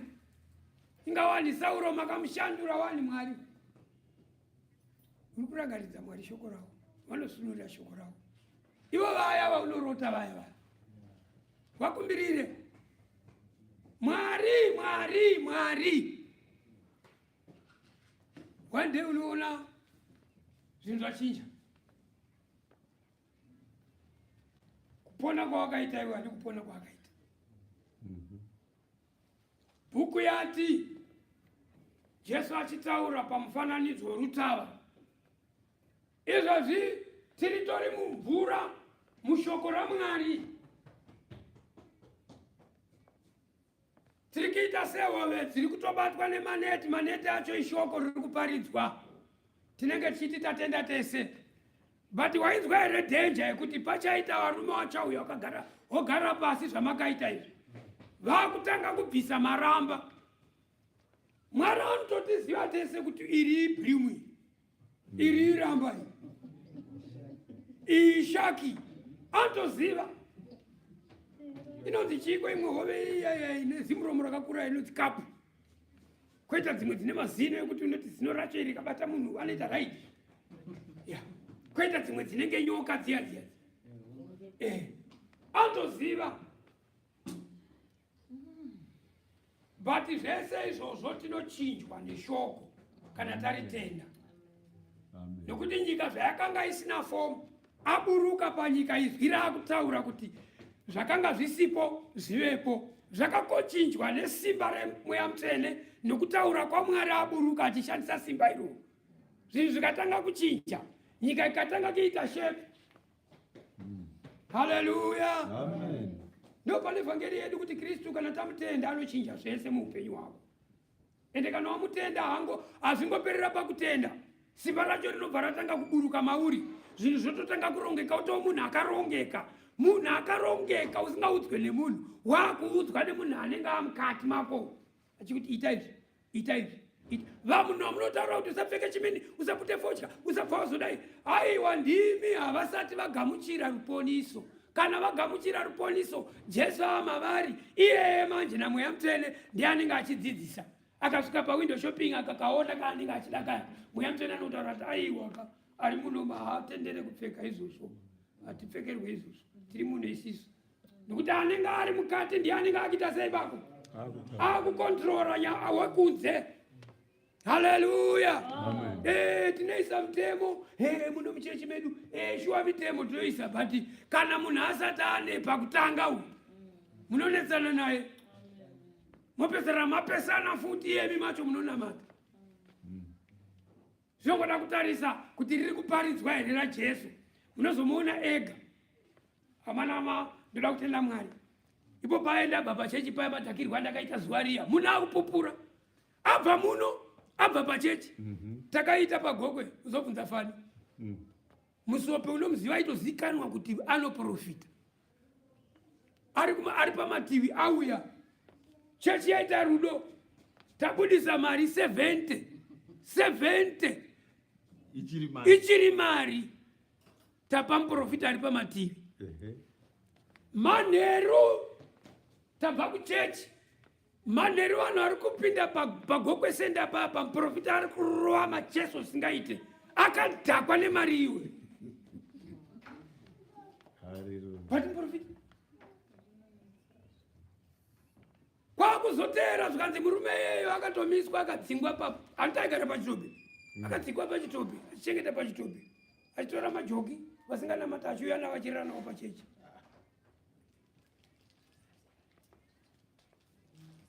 Ivo vaiti ihove but ishaki. Ndozvatinoita kana tisati taziva Kristu. Hama dzangu, itirwai nyasha. Nhasi munenge mati kurumbidzei ndichana, wedzerai futi. Vanotononoka kuchechi. Maiwi, baba kwedu. Vana vavasiraita ava. Pakunonoka kuchechi, vati kubasa 45 minutes. Vanenge vatosvika pabasa. Good record. Gore richipera, taona unombononoka kubasa, unomboita siki. Kuchechi, maiwi. Dzidzai kutya Mwari. Dzidzai kutya Mwari hama dzangu. Kumba ndekwedu Mufunge, ndokwatinogara. Ngatikasike kubva kumba tiuye kuno. Kune zviriko zvatinenge taunganidzirwa. Haleluya. Amen. Tinotenda Mwari.